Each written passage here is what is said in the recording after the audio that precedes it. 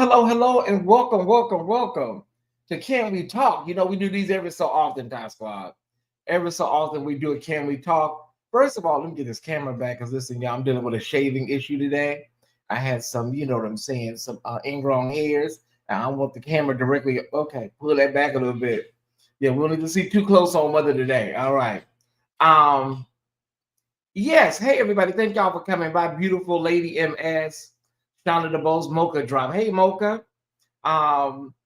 It's a lot going on over there with the USDA, and yeah, you know, things are being rescinded and things are being, you know, child, it is a whole mess, Mocha.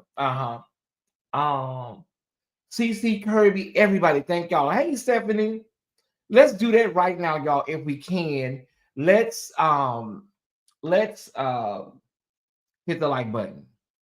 Let's do that. I'm sorry I was a little late, y'all. Something said do 1:30. But I said, no, I'll be ready. I'll be ready by 1:05. And I wasn't. So, because I'm doing some cleaning and some moving things around in here today. I don't know who opened up a polar vortex from Alaska on Los Angeles. This is bananas. And I got to go out in a little bit. And baby, if you ain't got a jacket or some type of hoodie or a fur or something, you in trouble. I don't know what's going on in LA, y'all. I really don't. Hey, Precious, I'm just allowing for a few more people to get here. Just a few. How many people have already hit the like button? Can we just do that right now? Everybody that can, please hit the like button. Hey, Larry. I don't know what's going on. This is not Los Angeles. This is like Chicago or Detroit weather. It is freezing outside. I kid you not. All right. And the wind chill is what's making it worse. This is California. We're not used to this. We're not. Okay, hit the like button. Thank y'all so much. I'm going to talk about a few things today, just a few things. And I want to try to keep this because I want to come on early for Patreon tonight, y'all. Tyler Perry's Beauty in Black is back. And so I'm trying to get all my work done as soon as possible. So Patreons, you may be on here early. Beauty in Black is back, and I'm trying to get situated really fast, okay? All right, so listen, we're going to be over there, what's it called? Soul Train, Solid Gold, Behind the Groove tonight. Very quick. We're going to hit a few stories, and then we out of there, okay? All right. Hey, Sarah. Hey, everybody. Thank y'all for coming by. Did I leave my... I did. It's okay. I left it in the bedroom. Hey, Amanda Anderson. Continue to hit the like button. Thank y'all so much. Hit the like button. Marty has turned me over. Good. Okay, let's good, Amanda. All right, y'all, let's jump into it. There's been a lot going on with, you know, some of the comments and some of the inboxes and some of the emails that I have gotten from, you know, many of you concerning, you know, discussions that me and Bishop Felton have around sexuality. Okay. And there's a lot to unpack, and I'm going to try to unpack it without, you know, running too long and running into the ground. But there has been conversations by many Tyesse Squad members, you know, especially around the topic of sexuality. And I'm just going to say this. You should know me well enough to know that I'm not going to have anybody or offer a space to anybody that is going to do something detrimental to anybody in my community. The L, the G, the B, the T, and the letters just go on and on and on. Okay? We'll never do that ever in a million years. Okay? It is to have someone like a Bishop Felton is like having somebody from the computer world, like you, if you have the CEO from Google on your show, right? So to have somebody who is a bishop and they're coming to sit down and talk about, you know, topics of spirituality and religion, it's always a great thing to have an inside look, an inside view, you know what I'm saying, from the inside. And so, you know, Harold, I watched the movie. I'm a segue that into the conversation. And so it's always a good thing, like, to have somebody that is a part of something that is not normally what you would see on YouTube, coming in and, talking about different things. But that doesn't mean that some of the things that are being said are not, harmful to a community that has did a really, diligent job, many of you, of healing from seeds of yesterday, religiosity, antiquated dogma, and theology. Many of you, as Iyanla says, have done the work and you have healed, and some of y'all are still healing. So I'm not trying to pull the scab off of anybody. I'm not. If you're healing, and some of y'all have healed and whatnot. So that's not my goal. I think everybody knows me. There's a Tyesse Squad member, knows how I get down. But I have been seeing a lot of things like, well, mother, you'll push back. But we know you don't, we know you ain't really pushing back the way you could. So that's a lot of one person wrote a whole diatribe, And so they say, yeah, mother, you get in there and get in the pockets, but we know what you normally do, But yeah, okay, listen. That's not my goal for it to be that type of show. One thing is this, y'all. I am not about to litigate or argue. I am not about to litigate or argue my humanity with nobody. I'm not. I did that in my 20s and my 30s, right? So I'm not going to sit here and argue that I am divine and I am human as an LGBTQ person, and that I have a place in the Christian faith as the LGBT. I'm not doing that, right? I'm not doing that. What I can do is talk about my life. I can ask questions. I can push back. We can do ebb and flows. But the Supreme Court argument, like, I'm not doing all that. I'm not. We have the maturity to listen to anyone you choose to have. Yeah. And so there are Tyesse Squad members that say, when I see him, I just, mother, I'll just go to the bushes, or I'll be washing dishes and I just listen. I don't participate, right? There are a lot of people that enjoy Bishop Felton. A lot of people. Quite a few people that enjoy Bishop Felton.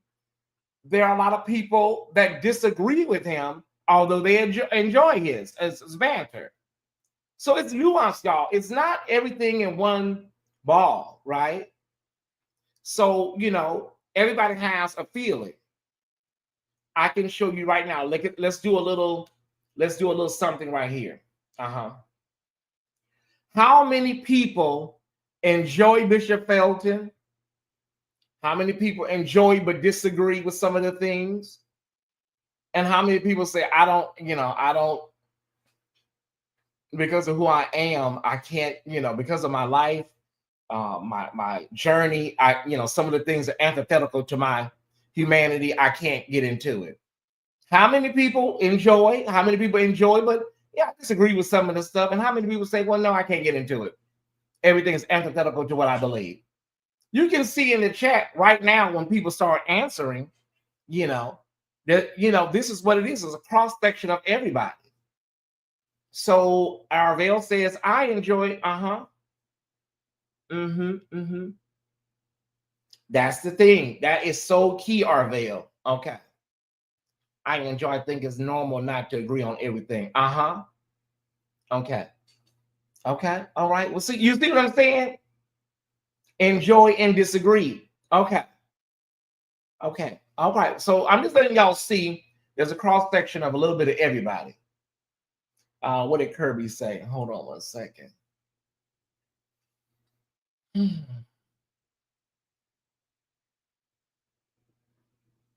Okay. I respect that. One of the big problems was the question that I asked. I asked the question. And the question was, can God speak through a gay person? Can God speak through or use a gay person? And he was emphatically with the answer, no. Okay. And so a lot of y'all have reached out to me to be concerning that. And it's okay.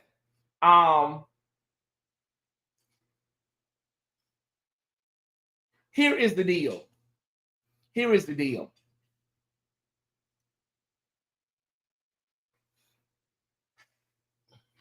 Bishop Felton is a Bible literalist. He is the infallible word of God. So I can't expect somebody that believes the Bible in its literal form. Every word is true, right? I can't expect you then to come on and say something that's antithetical to what you believe, right? Okay. But again, I asked him. I did ask him, right? Okay. But it's important that I talk about some things and give some context to some things concerning us as same gender loving, LGBTQ, even people that are questioning and don't even know who they are. That's more important than to go back and forth, because Bishop Felton will always be welcome. Anybody that comes with love and respect will always be welcome. But being that I am a student of the late Carl Bean, I think it's important that I discuss some things concerning who I am and the people in which, the acronym in which I come out of, right? And that's LGBTQIA+. Because it's time for me to just, put some things out there. Hey, Bam, love you. Y'all are really typing. Thank y'all so much. Okay. Let me see what's going on here. I'm missing some of these comments. Thank you, Overseer Ware. Thank you, brother. Okay, Mel C says I don't watch. That's understandable. Okay. I enjoy him. The information is valuable to know. Yes. Okay. Okay. Well, Mary, that makes it sound like he's a salesman or a magician or something, Mary. Okay. Thank you, BJ. Thank y'all so much. I learned so much from him. That's called when he comes up, even with it. Okay. All right. I'm on a different assignment and different lens, so I tend to not watch when he on, but we are Tyesse Squad still. And that's a key component, Larry. That is a key component, because some people say, and I've heard Joanne Beatty Matthews, she said, I have to protect my ear gate. There are some people that have healed from a lot of hurt and pain of the church. And so anything can easily trigger them, right? And so, people say, well, and so what Larry's saying is dead on. If I am not in agreement spiritually, emotionally, psychologically with you, then I respect Tyesse's decision. Well, hey, I can pull back a little bit. Y'all go ahead and talk, I get that. And we're still family. Typos are not a problem over here. We don't really trip on typos. There's some things I need to go over, because I want to be clear on some things, right? Because people are not hearing me talk about it. So people think I'm just sitting here and tell you, well, why you not talk about it? Why you not? Girl, I'm not going to sit here as Tyesse Jackson. I'm not going to sit here and do Roots, the LGBTQ edition, every time Bishop Felton is on. What I can do is, I think it is best that we don't really discuss sexuality, because we're all clear at this point. I think it's best that we don't discuss human sexuality at this point. I really do. I think we're all clear on how everybody feels. He has never been disrespectful. What he has said could be hurtful to some people, because if someone is saying something about who you are, it can be hurtful. Disrespectful and hateful, I can point you to some ministers that do that. Okay? It can be hurtful, right? All right. I'm a straight old lady. Am I wrong? Am I in the wrong chat? There are a lot of reasons I listen. Am I in the wrong chat? Miss Emma Jenkins, I don't know what you're talking about, sweetheart. I really don't. And so, my name is Tyesse Jackson. I'm an LGBTQ content creator. I don't lead with my sexuality because I don't have to. This is a platform that is 80% straight women. Okay. I go through my analytics. Okay. It doesn't give you orientation, but it does give you, gender. And so about 75 to 80% of my audience is straight, heteronormative women. And so I don't know, Miss M, I've seen you on a couple of times, but I don't know. But I am Tyesse Jackson. I am a same gender loving man. I love God, and I believe in the teachings of all of those that have come before us, and laid the foundation for me to be here. I can go through some of them right now. Bishop Carlton Pearson, Yvette Flunder, O.C. Allen, Archbishop Carl Bean, Alfredo Lenoir, Valerie Spencer, so many others have poured into me. Tim Bree, Larry Reed. The list goes on. We could be here all day. It reminds me on Oprah. It reminds me how Oprah had the Yeah, that's it's a lot. Okay. But there are 2 or 3 things that I wanted to go over today. 2 or 3 things that I wanted to go over today, so that we are very, very clear. That we're very, very clear, Tyesse, new followers and friends.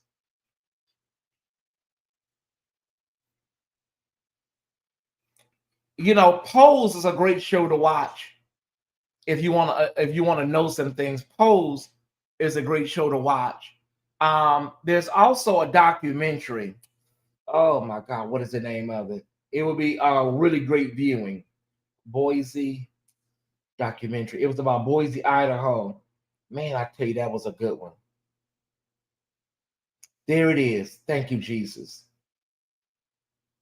I need everybody that can afford it or that can get to watch this documentary. Okay. If you can afford it, if it's a small fee, ask me, I'll send you the money to watch it. Okay, do you see that? Do you see it? If you can afford it, if you can't afford it, I don't even know how much it costs. Because I think I paid 99 cents for it. But it's on Amazon Prime. Let me see here. Oh, it's free with my subscription. I'm already an Amazon Prime member.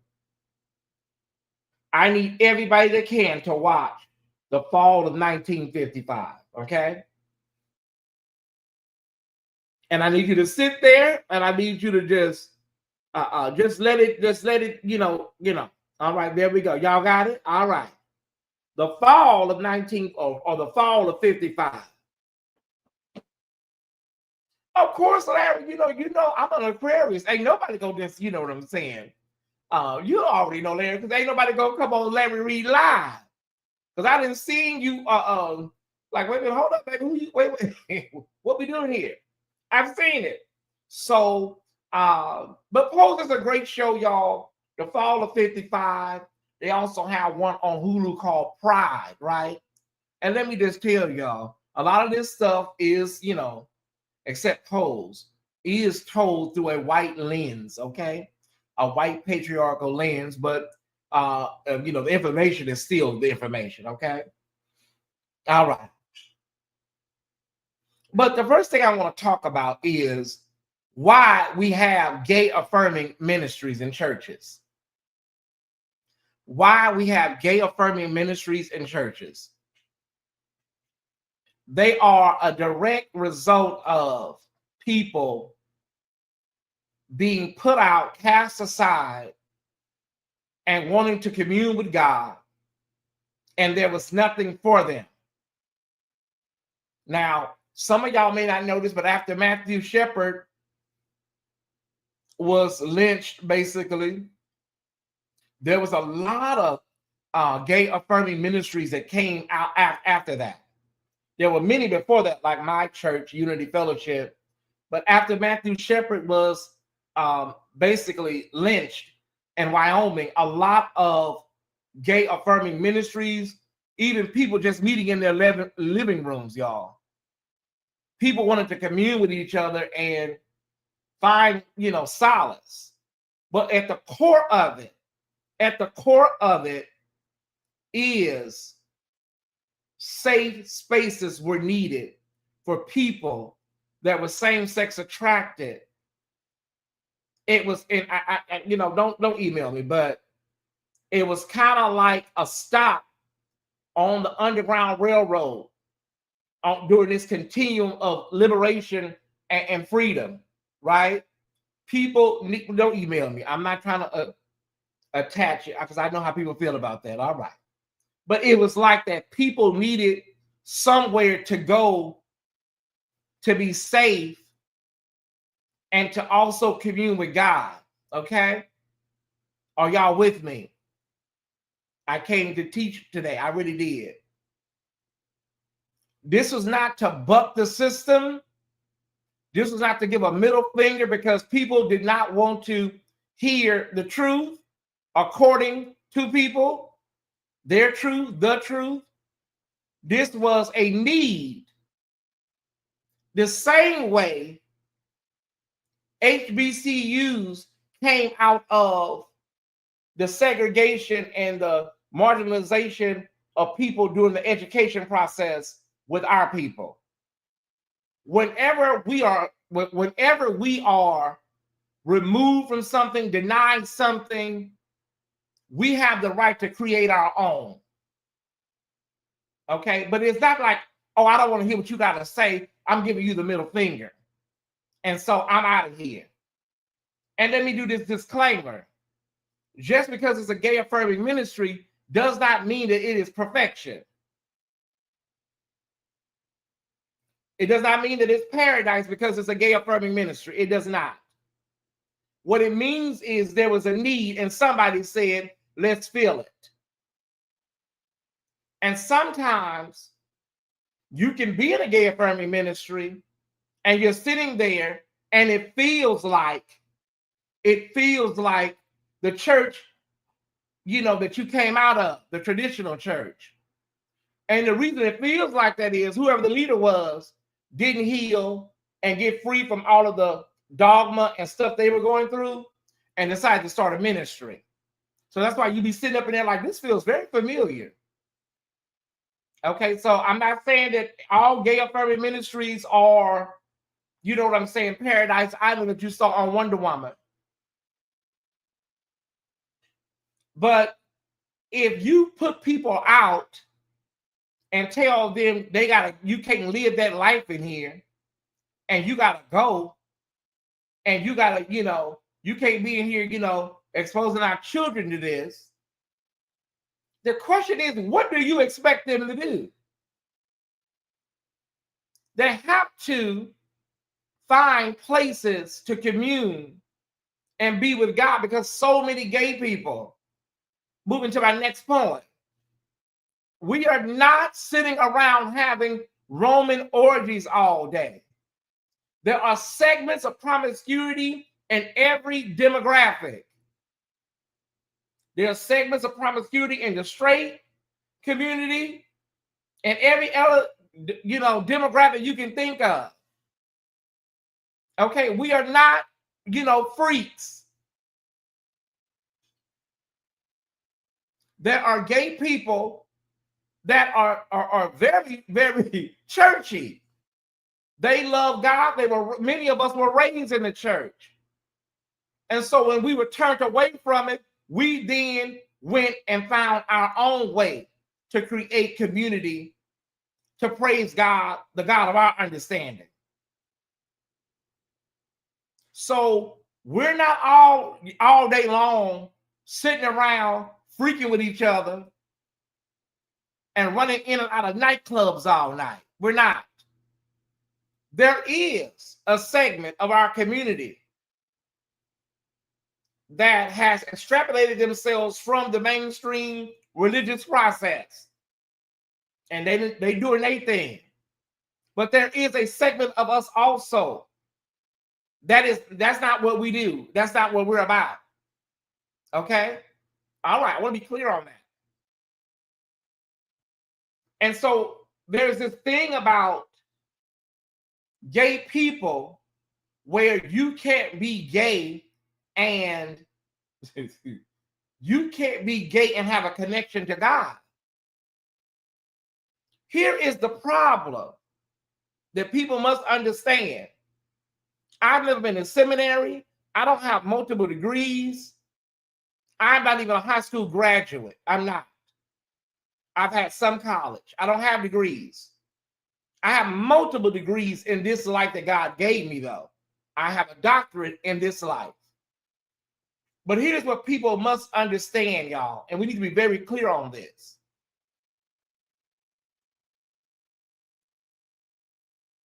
If you look at the scripture, only, when it comes to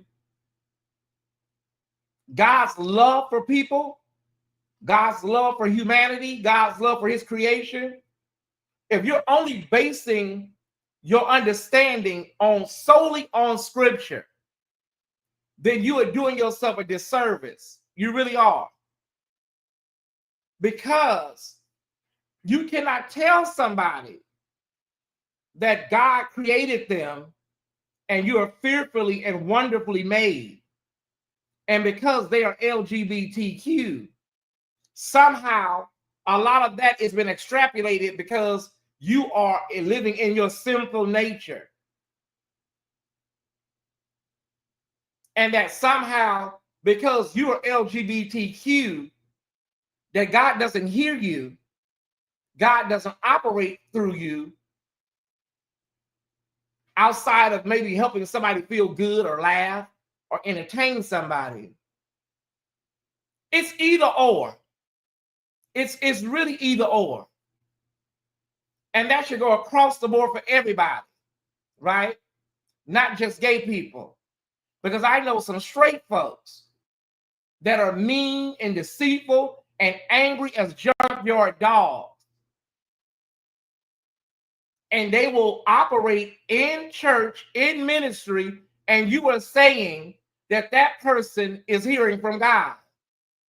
And these are the same people that have destroyed multiple lives. So I just want to know, what is the difference? That's all we want to know. Well, I don't want to know because I have a relationship with God. That's what most people will want to know.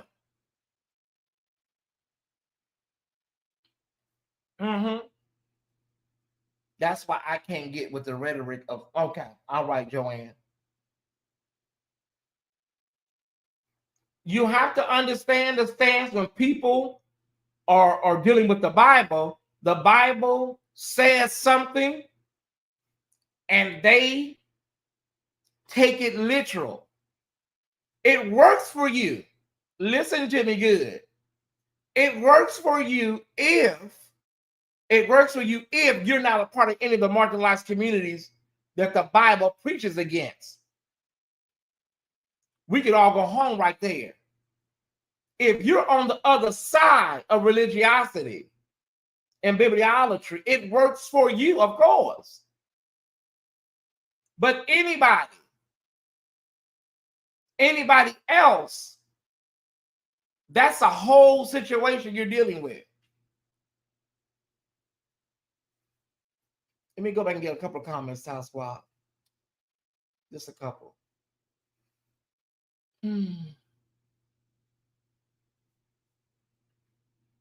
I'm almost there. You're a little bit ahead of me, but I'm almost there.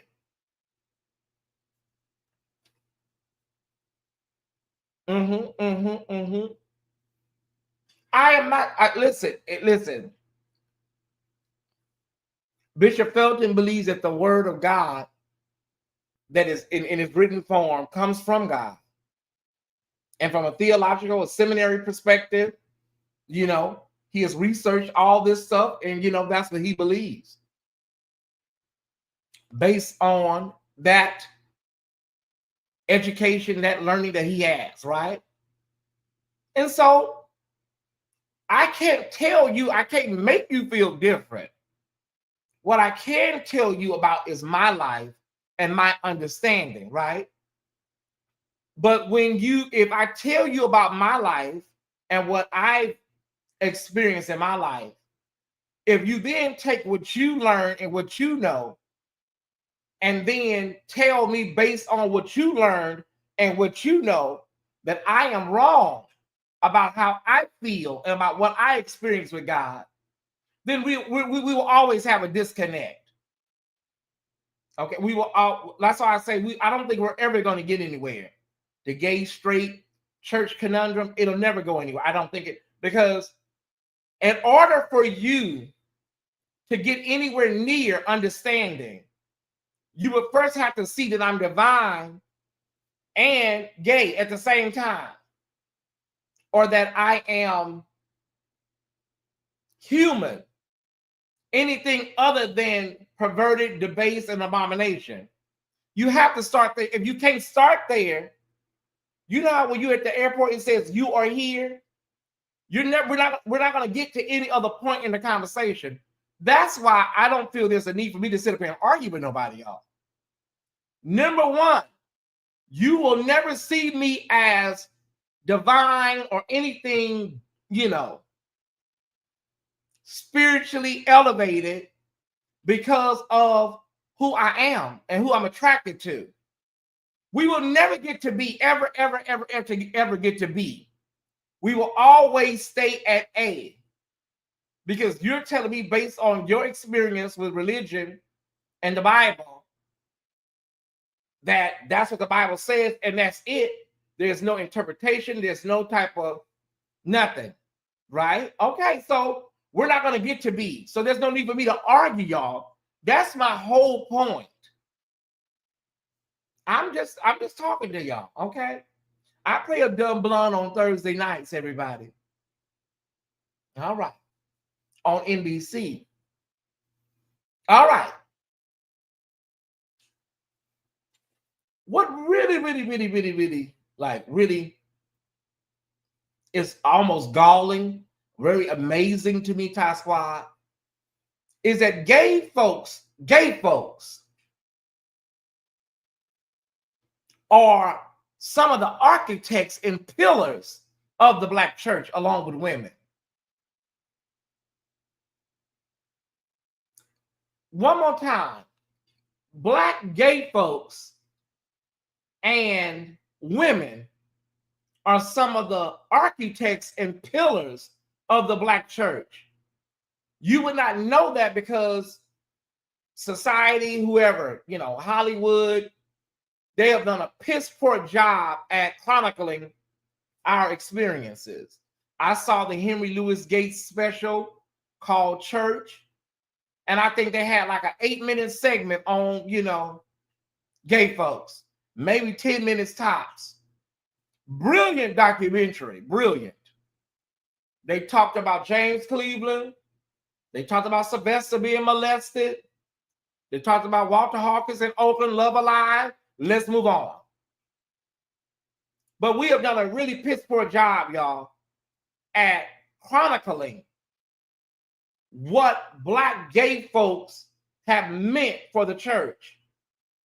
Because many of them did it with no fanfare, and many of them did it under the auspices of being closeted. So many people never knew their stories. Many of them went to their graves living in the closet. So while you were thinking that all gay people were down at the club, partying and having orgies, there were so many gay people that lived their lives in the closet, helping build ministries and helping build the foundations of the Black church as we know it right now.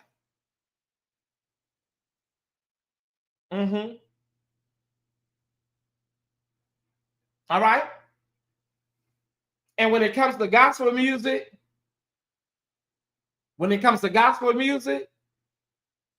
I don't even have to really I don't have to expound upon that. The same gospel music that has brought so many of y'all straight folks over came pen, lyrically, and arrangements came from gay folks. and they are still sung in the church today.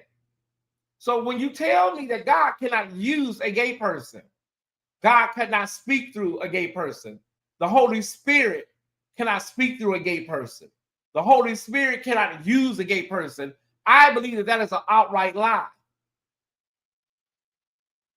Because there are people that have listened to these songs written by gay and lesbian folks and have been able to connect with God, get delivered off drugs, get free from molestation.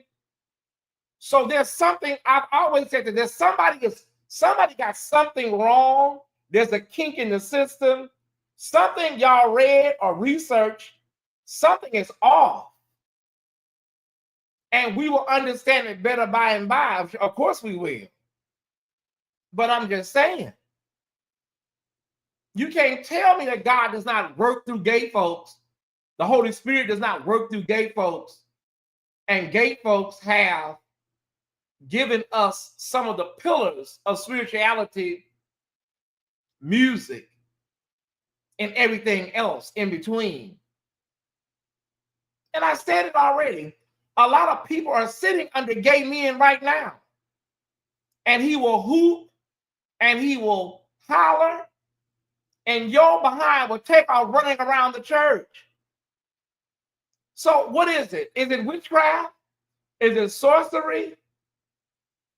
This is a gay man. He's just in the closet, and he preaches to you every single Sunday. Are they not feeling the Spirit? Is God allowing these innocent people to be deceived? That's why I said we have to open this stuff up, and we just can't look at this with these binary constructs of everybody's just nasty, you're just sinful, and you need to repent. I'm just saying, singing, preaching, and teaching. At the end of the day, y'all, my job is not to, because it's not going to happen, my job is not to try to get Bishop Felton to change his religious beliefs. I can't do that. I would never try to do that. What I can do is do my best so you to understand the humanity of LGBTQ folks. And so you see LGBTQ folks as more than sinful and depraved and perverse and abominations. That is the goal that I have for people. So that you can understand that everything that you may have a view of gay people, you may need to be more myopic with your view of that. And I can help by giving information based on my life, right? That's not to get you to change your religious beliefs. But you may see and understand just a little different.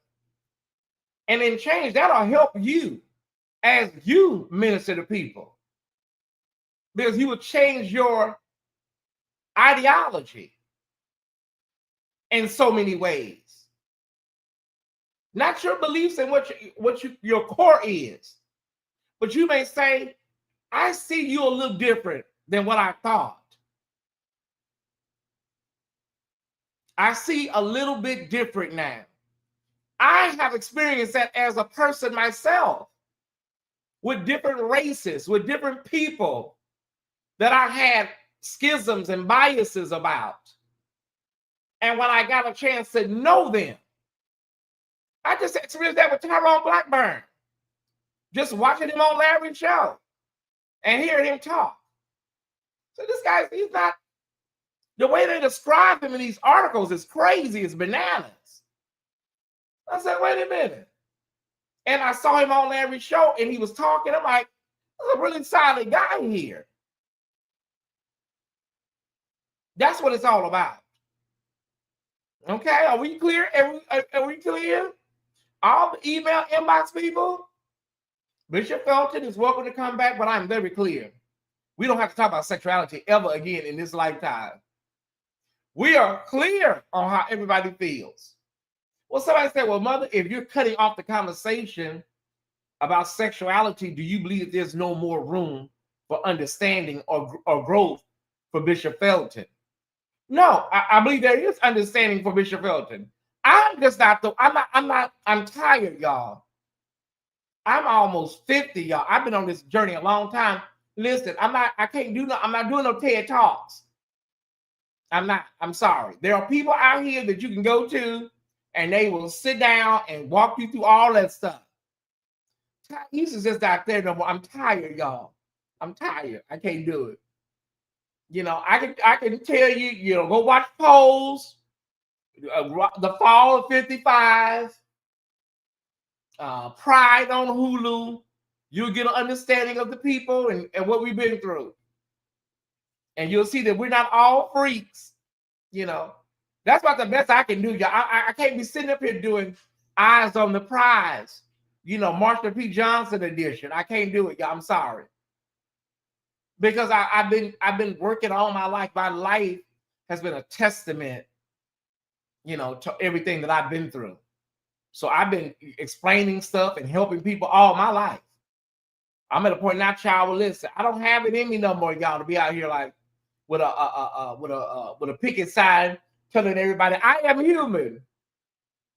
I don't. If me and God are clear, that's enough for me. Okay. But with Bishop Felton, any of the other 1,974 topics, we can talk about it, you know, all day long. I was triggered by his comments because my daughter goes to Pastor Mike's church and I know his ministry. I didn't see it, Theodore. I'm sorry. Tell you, you're speaking nothing of effect and it moves my heart. I hope so. We got to get to EJ. Oh, God. We got to get to EJ Newton, y'all. Oh, my God. You know, him and Gigi wear me thin, y'all. They really do. I think we're all clear on Bishop Felton. Bishop Felton is an honored guest.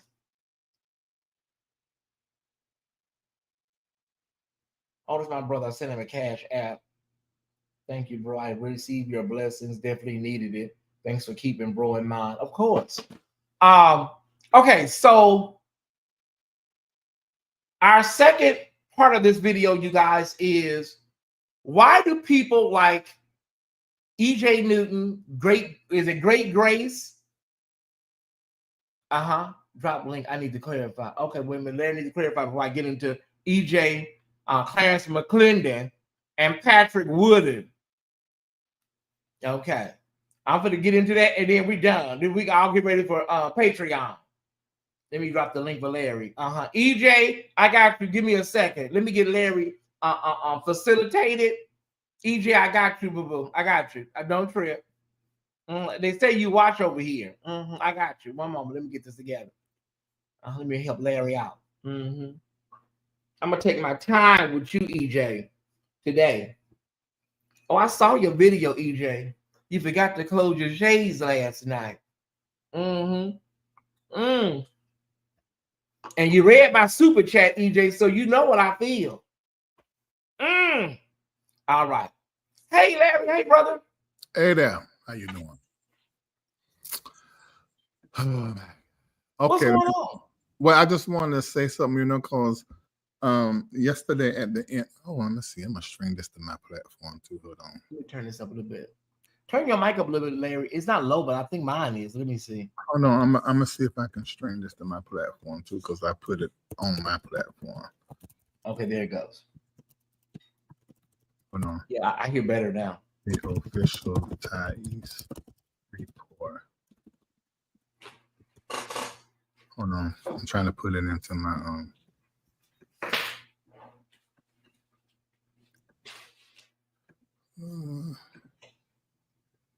and give my people something to watch.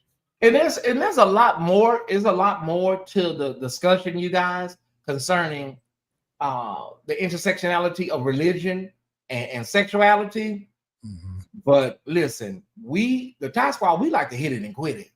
You know, we get our talking points and we moving on, y'all. I'm telling you, I'm not going to be here no 9-10 hours, you know, litigating my humanity. Oh no, I'm not doing that. Not Tyesse Jackson.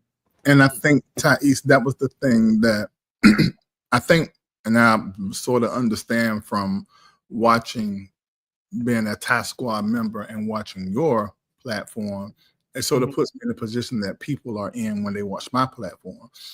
The people that follow us, they are very possessive and protective when it comes down to us. And I'm like, yo, it ain't that serious. It's all right. But because I watch your platform and I enjoy your platform, what I notice is that I have become possessive and protective. And when I was told, because I didn't see it, it just works out that most of the times he's on, I don't even know it. And then somebody come and tell me that he's on, then I know not to come over. And I'm gonna explain that.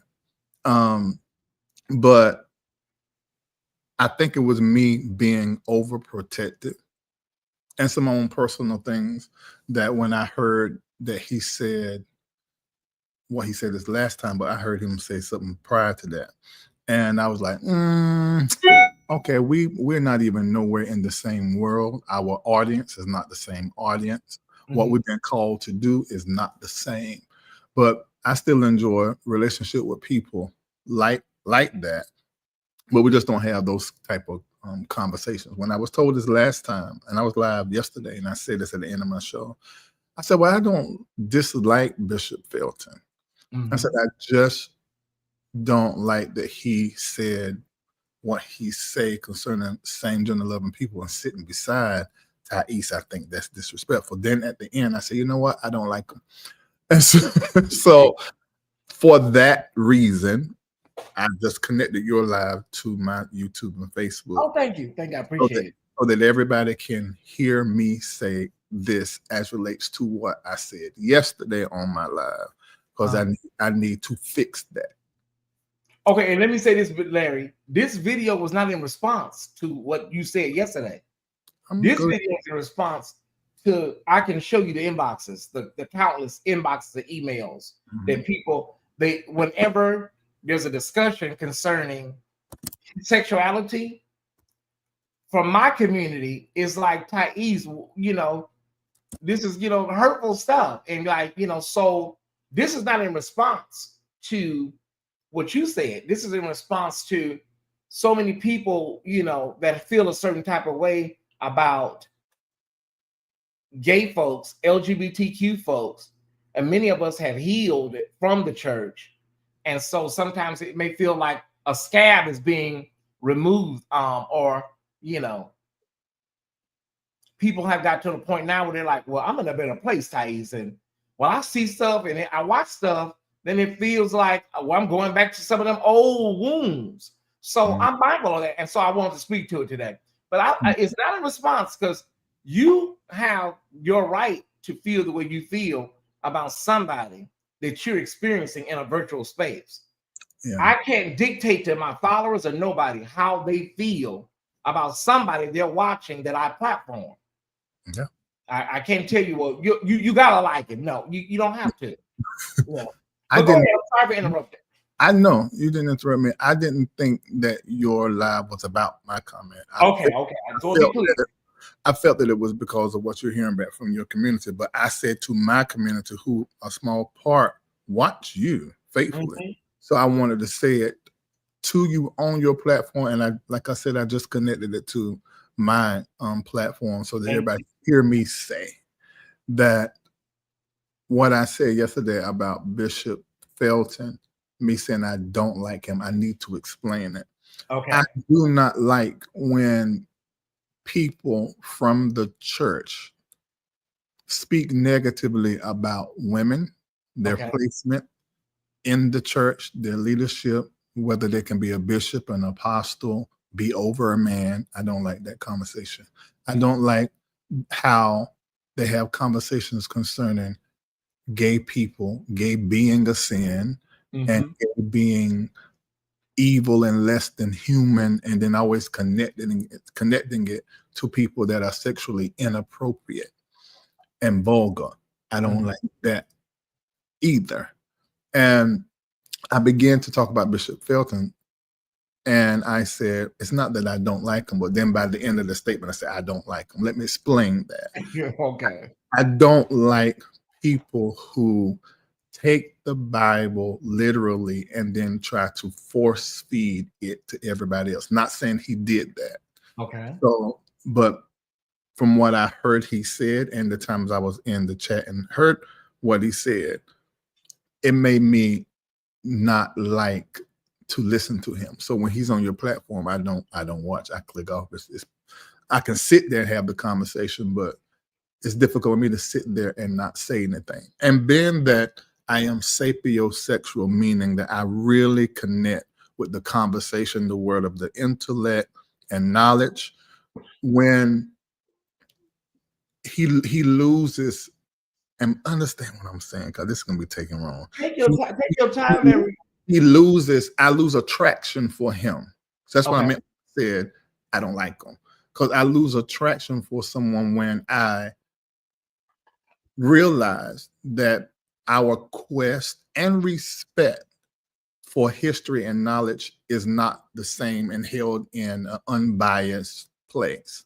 So that makes me be like, okay, I don't really kick it with you. That don't mean I hate him. That don't mean that I think he's a horrible person. None of that.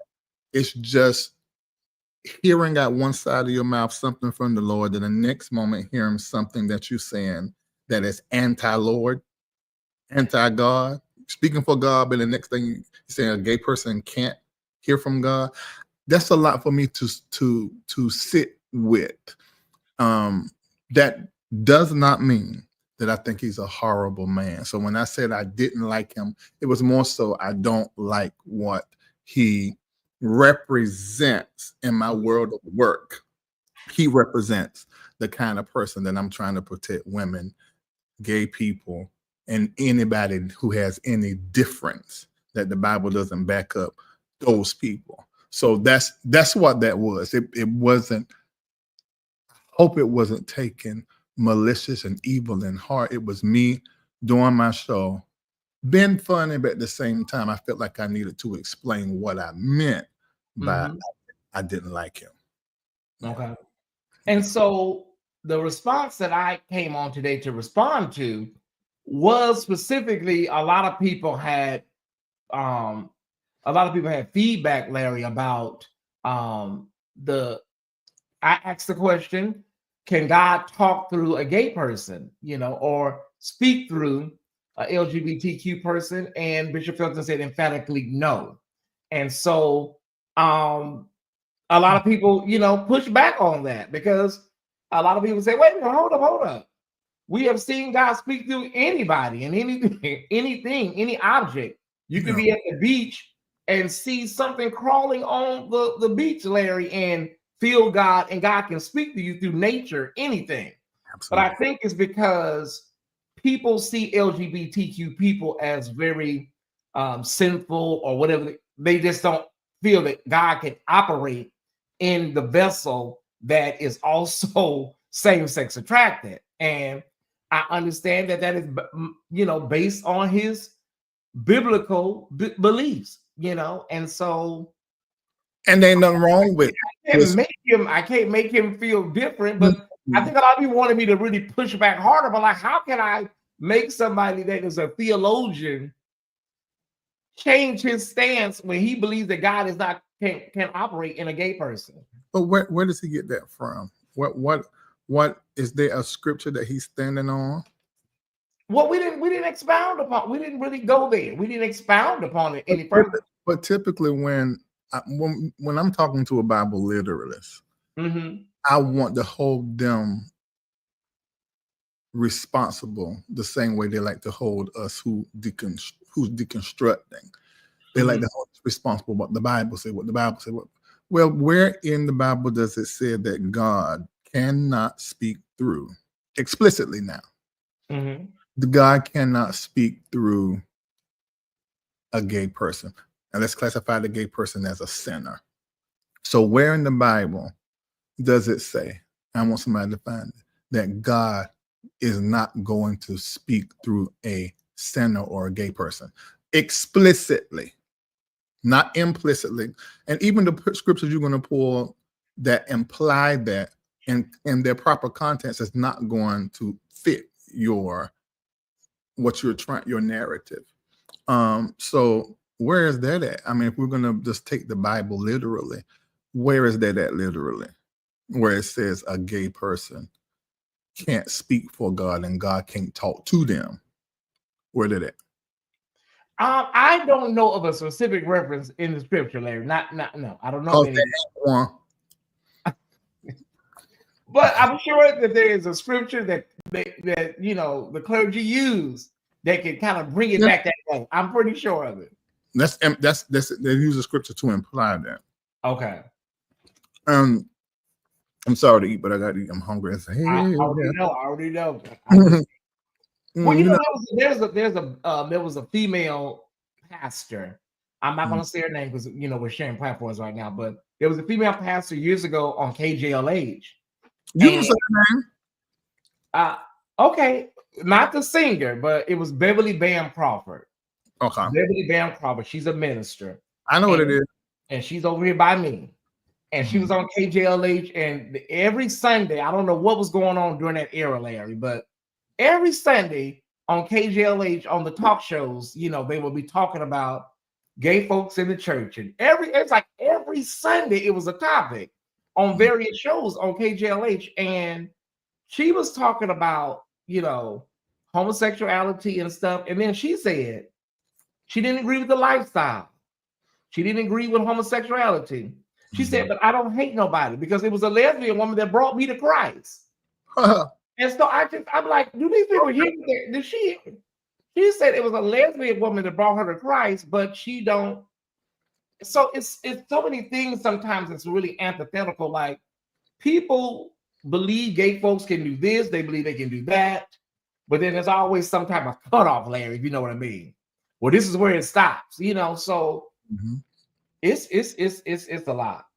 And I just seen, two people talk about this donkey thing. They're fighting about God speaking through a donkey. Did he talk through the donkey? Was it a man's voice? It's like it's too much. But even that's a great conversation. Mm-hmm. So you're saying that God would rather speak through a donkey than speak through a gay person. That's what you want us to believe. And then how am I supposed to sit with that when it's time to listen to you preach? Because in my mind, I feel like you don't love nobody but straight black men and women. I don't feel like you love anybody or respect anybody. It reminds me of the oppressor, what he said about us. And, fifth part human. I think there's a problem with that statement that God cannot speak through a gay person. That's very problematic. Okay. Very. Because what is it saying about God? Either God is love or he ain't. And I do not know. And I do understand that this is centuries old conversation because there was what they used to call, and I'm going off my memory, y'all. It was called the 6 clobber passages. Somebody Google that or ChatGPT.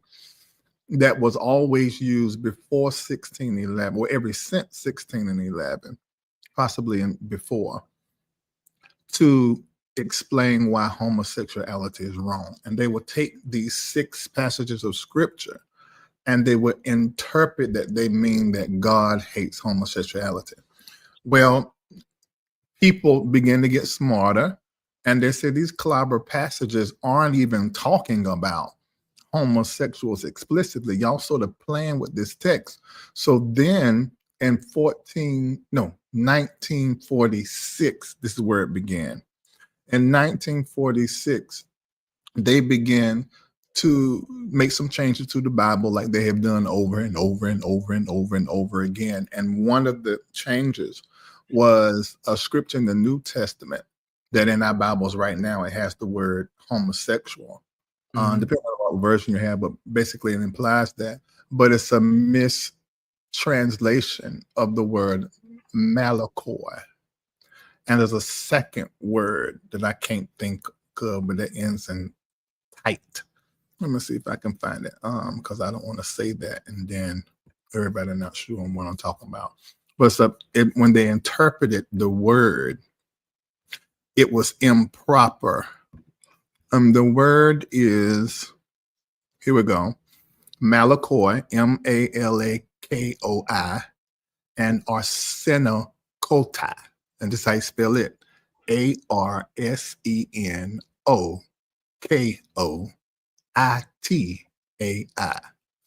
And scholars sit down and interpret that wrong, improperly. And Okay, then, so, Larry, not to interrupt you. So collateral passages: Genesis, Exodus, Judges, 1 Samuel, Hosea, and Micah. Yeah, that sounds right. Genesis, Leviticus, Romans, 1 Corinthians 6, and which is that's the text in the NIV that they interpreted and put the word homosexual when it says in 1 Corinthians 6, 9 through 10, it says, "Know ye not that the unrighteous shall not inherit the kingdom of God, but be not deceived, neither fornicators, idolaters, adulterers, or effeminate, nor abusers of themselves with mankind." When they interpret that word effeminate, or some translations say Saul, that literally meant male prostitutes. So that when they began to research it, and some believed it was male prostitutes, some thought it was men that are seen as weak. And the other word, I think, that A word I told y'all about, that meaning was debated as well, because some believe it was homosexual. Some people believe it was pederasty or prostitution. But these translations, they never got it right, and they just put the word homosexual on it. But it got caught, and nobody would, if they hadn't found this sheet of paper, this letter that was written by this other scholar to the people who was changing it to the word homosexual, who changed it to the word homosexual, there would be no proof of this mistranslation. But they found the letter, and they found it and put this in the library, where they told them that if you make this translation the word homosexual, you are going to destroy the lives of millions of people who are same-sex identifying. But they did it anyway. So the word homosexual was never in our original Bibles. It was put in there to replace effeminate. Okay. And people just don't. That is, you can't be educated and not know this. I was talking about this before it became a movie, because now it is actually a movie that everybody can go watch. It's called The Mistranslation of 1946 or 7 that changed the culture, or something like that. I remember when it came out, I bought it and gave it to all my members so that they could watch. But it gives you step by step, better than what I just done, because I'm going off the top of my head. They'll give you step by step of how this mistranslation happened. And it literally caused millions of people to be marginalized. They caught the mistake, they just never switched it back. So in addition to those 6 clobber scriptures against homosexuality that they used for on how many years, then when they replaced one of the words with homosexual in the 40s, that was it. Wow. After that, gays are sin, gays going to hell. It really became a dangerous thing, because people use religion to war against certain things. And since then, the gay community, LGBTQAI plus community, has been under, or in rather, a war with everybody else in the religious context.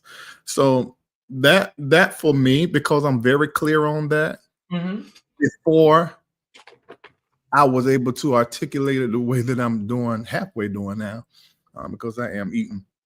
But I already know it. And plus, James Cleveland, Donna McClurkin. This is me not saying this. This is a Tyesse platform, but it's streaming on mine too. we know these people are gay, but our worship. Do you know the church could not be the church without gays and girls? I said that before we link channels. I was talking about that, Larry. Like I don't know how gay has become synonymous, with some of the things that has been synonymous with the church, when gays and women are really some of the foundations and pillars of the Black church, especially from a music standpoint, from a standpoint of financial Preaching. viability, preaching. I bet preachers are same gender loving.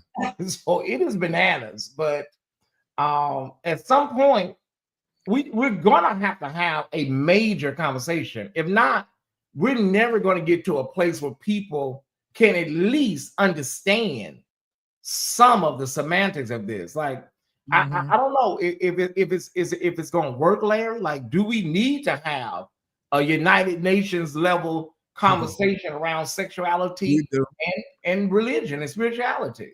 We do, and the Bible needs to be rewritten. And people hate when I say that. Yeah, they're going to clip that. They're going to clip that, Larry. What you just said, they're going to clip it. Tyesse.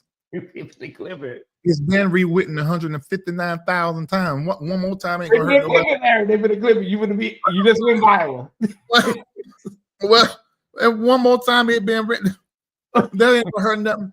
What we need to collectively agree on is that the Bible is wrong when it says homosexual is listed like one of the sins you won't go to heaven for. Gay is not a sin. I want to be very clear. Being gay is not a sin, just like being straight is not a sin. The sin comes in, well, what you do with your straight and what you do with your gay. Okay. Well, you need to just disappear, and we need to all come to that and quit playing with each other. We know God don't hate gay. He taught through gay, used gay to give us our whole Bible. He used gay to build the church.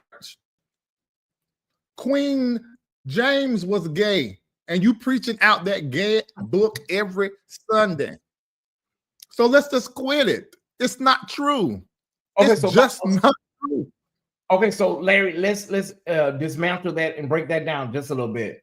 Are you saying a new translation, or are you talking about need to be rewritten? A new translation is what I mean by rewritten. Yeah. Okay. Because some people, these people hear what they want to hear. I'm noticing that. So when you say rewritten, they will think that it needs to be like rewritten as far as the prophets and the people that wrote it. So you're saying a new translation. Right, because see, what happened is the Bible became very political and people began to pay to put things in it.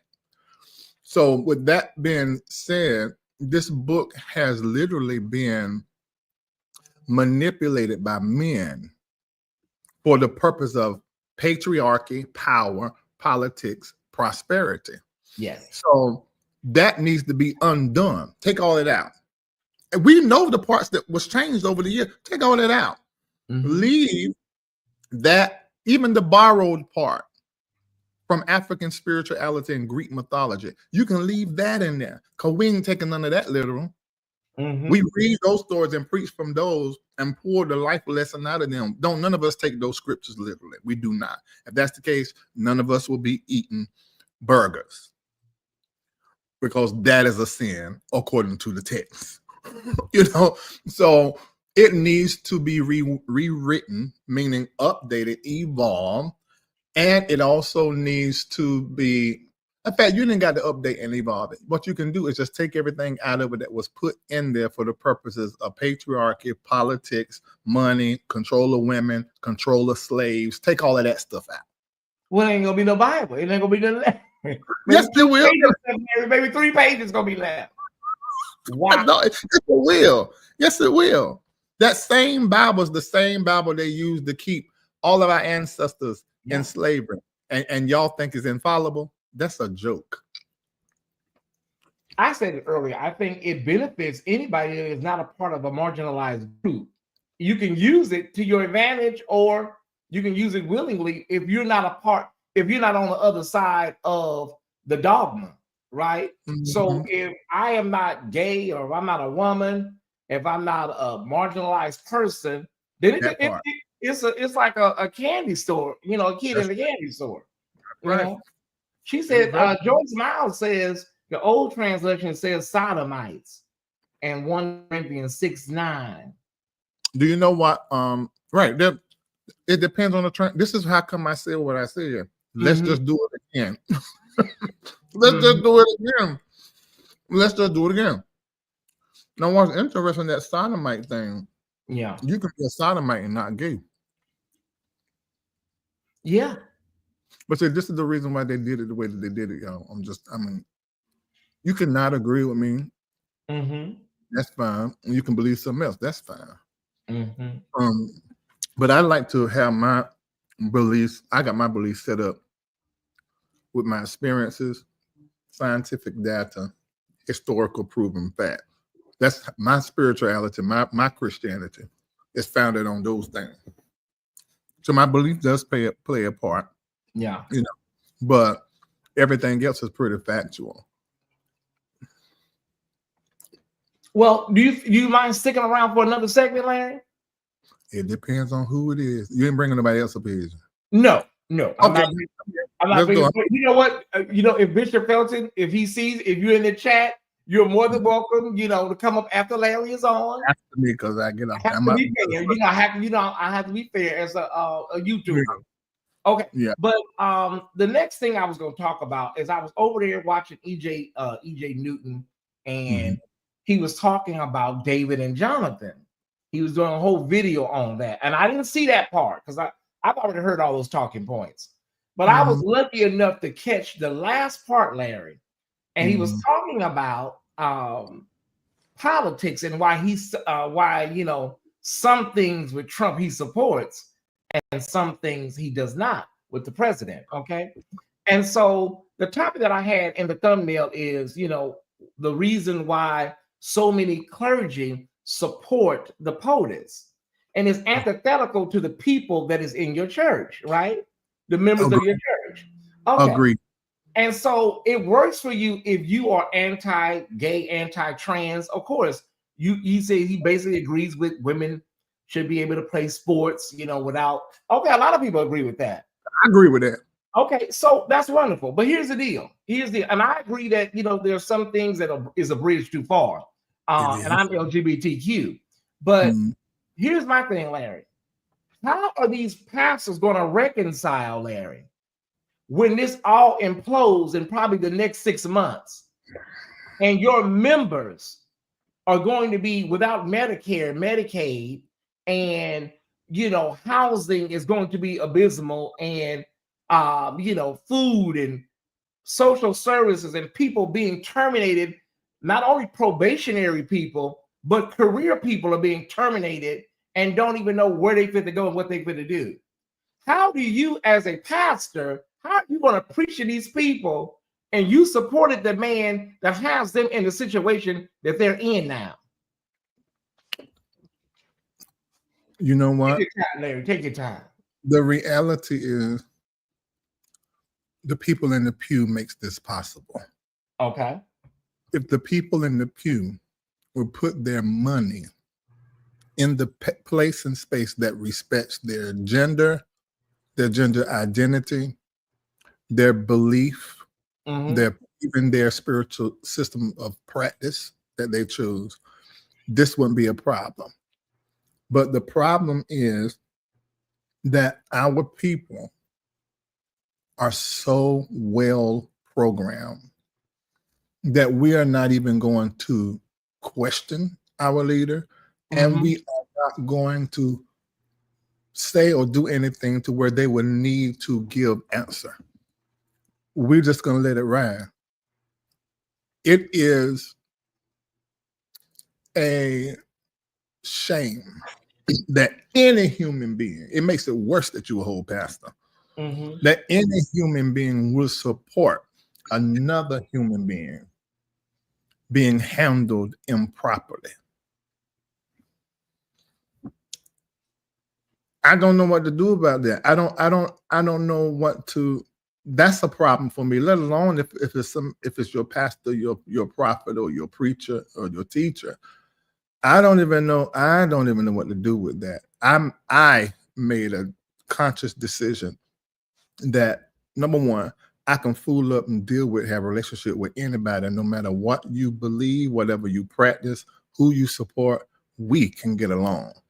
But as my leader, then what you do, what you say, what you believe all of that directly affects me. And if you did vote for Donald Trump, you support him, then and you donated to his campaign, you cannot be my pastor, my mentor, preacher, pastor, teacher, prophet. And I respect anybody that has made that decision for themselves. I think that's self-care.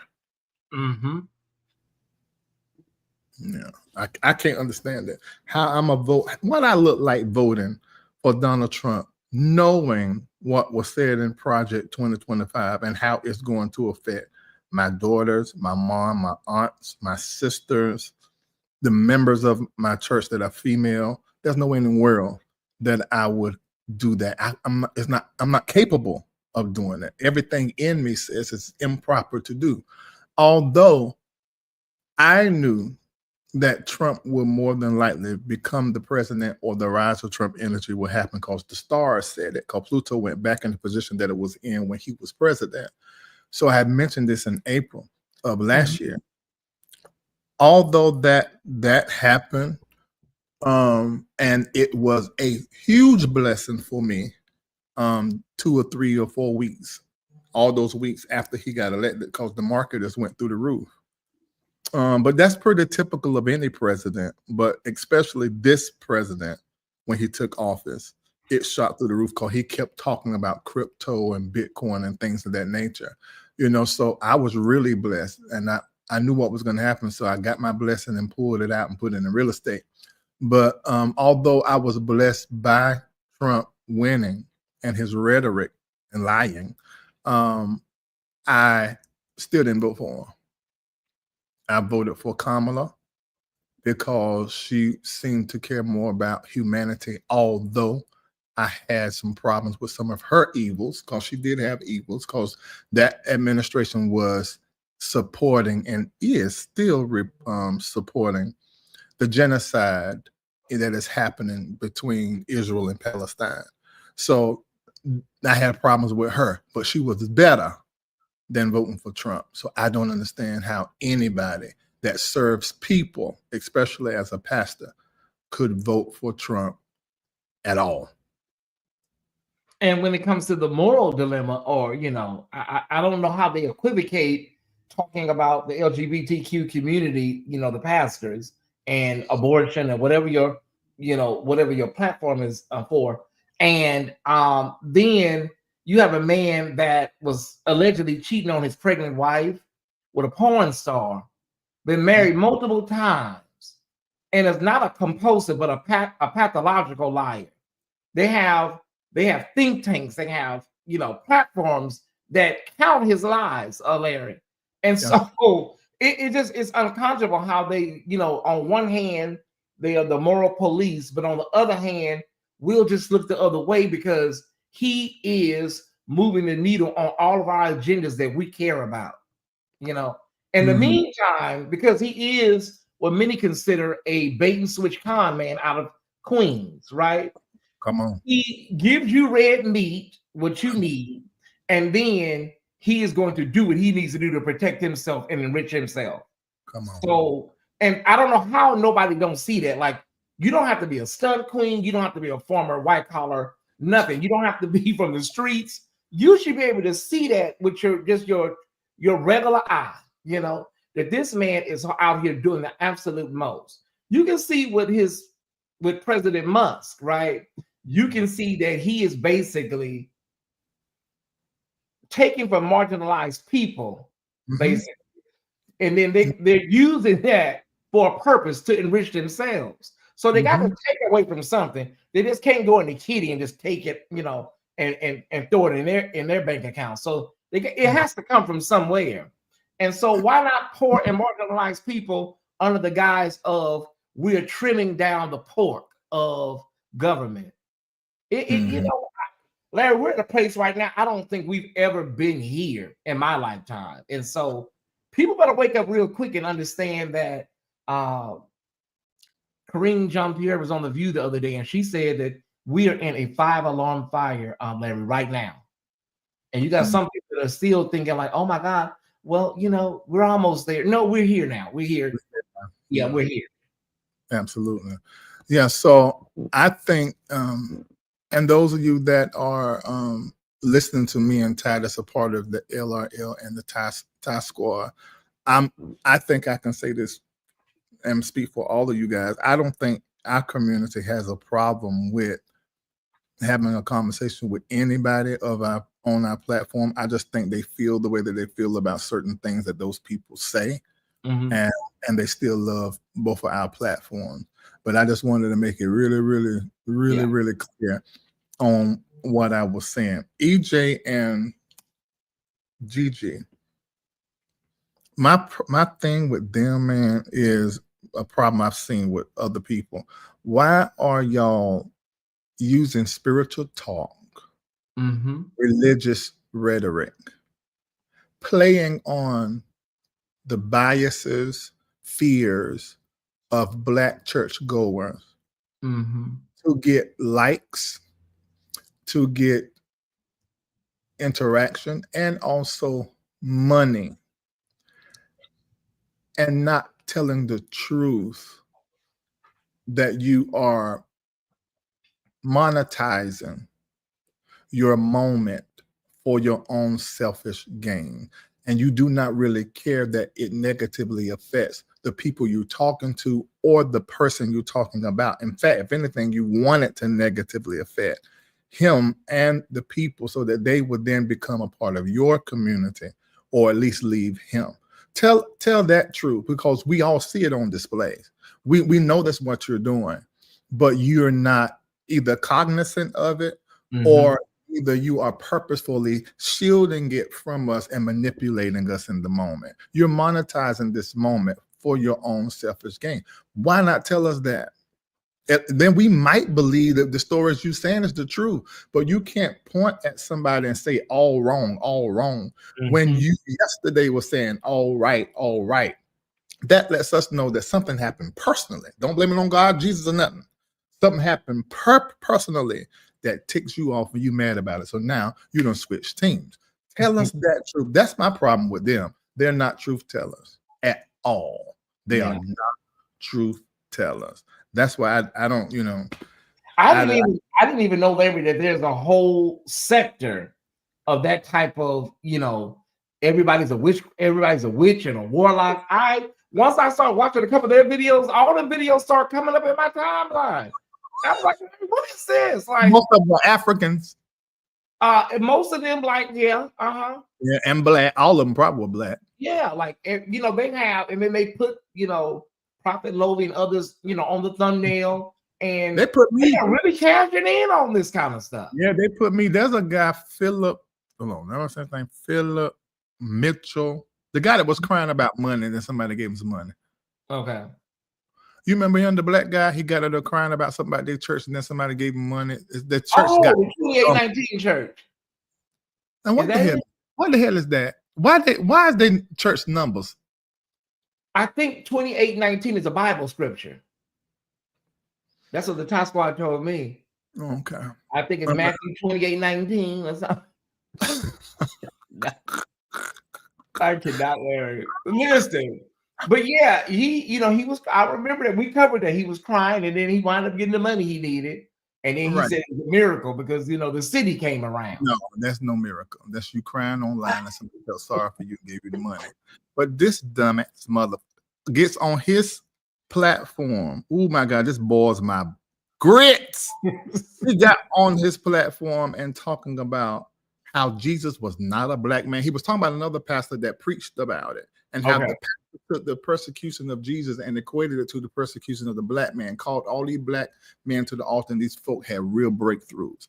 This nigga gets in his church on the platform a white man gave him and started talking about how Jesus is not a Black man. Oh, yes, he said. I watched it last night. No, early this morning. I said, huh? I said, Jesus, and I want everybody to hear me really, really clear. Jesus was an Afro-Palestinian Jew. That I don't know what, and I see this is the thing. That lets me know, I know he went to a white school. And now I really know because I researched it. He went to a school founded by Rod Parsley. Oh. You see, Okay. Jesus was an Afro-Palestinian Jew. And he's Jew by practice and customs and traditions. So, and I want everybody to remember this. Jesus was an African. And if you want to lighten up on it, African descent. The point is, this was a black man, and everything we saw in the movies when they're doing the Bible stories, these light, white-skinned people, none of that is true. It's all Hollywood and programming to make you think white is right. And a lot of people like that, Pastor, don't know that these talking points that they have, they are the same talking points of racist white Christians from years ago, and you're perpetuating that as a black person. I have huge issues with black-skinned people that have white, Eurocentric Christian talking points like Jackie Hill Perry, this Pastor Jasmine woman that took my clip and put on her platform. I have a problem with y'all, and some of what Tiffany Montgomery says. I have a problem with these people saying these things, these talking points, more than I do on Miles Rutherford, who take my clips and put on his platform. He's white. That's what he's supposed to do. But you, as a black-skinned person, it bothers me that your sole black person is white. Yeah. It's why I will never go over there and even visit. I told Larry, like a lot of these boutique churches, they really grow so fast. And people do, I've told you this privately, Larry, it grows so fast, people don't really have time to vet some of these ministers. It's like it just overnight, you got 80,000 gazillion people. And it's like, well, who is this person y'all following? You haven't had time to really understand who some of these people are, and let alone their doctrine sometimes. Exactly that. They privately with you. Maybe they stay playing with you. All the time. And this is the things that I can't win for losing, Crystal, because when I just do jokes on what is done in the public, like I did years ago, and being very inappropriate and not really caring how the joke hurt, they drag me. Now that I'm doing more spiritual church critique, cultural critique shows, and even doing my lifestyle stuff on my platform, merging it in there, now they're taking that and beat me with it a different way. The problem they got with me is nobody owns these black lips. These black lips are for God and for his people, and nothing nobody do. When Bishop Jordan was my mentor, they used to call him all the time, and he would tell them, look, I ain't got nothing to do with that. I'm his mentor, but I don't have anything to do with that. He's his own person. He's a grown man I met in 2018. I can't change what he do. So they just gonna come for me because it gets clicks, likes, and engagement. So that's a business side for that. But yeah, they talking crazy. And then he talked against the same Philip guy. I wasn't gonna give him. I could have wrote the check for what he needed, but there's no way that I would send him $2 with him teaching and preaching in a way that is against blackness.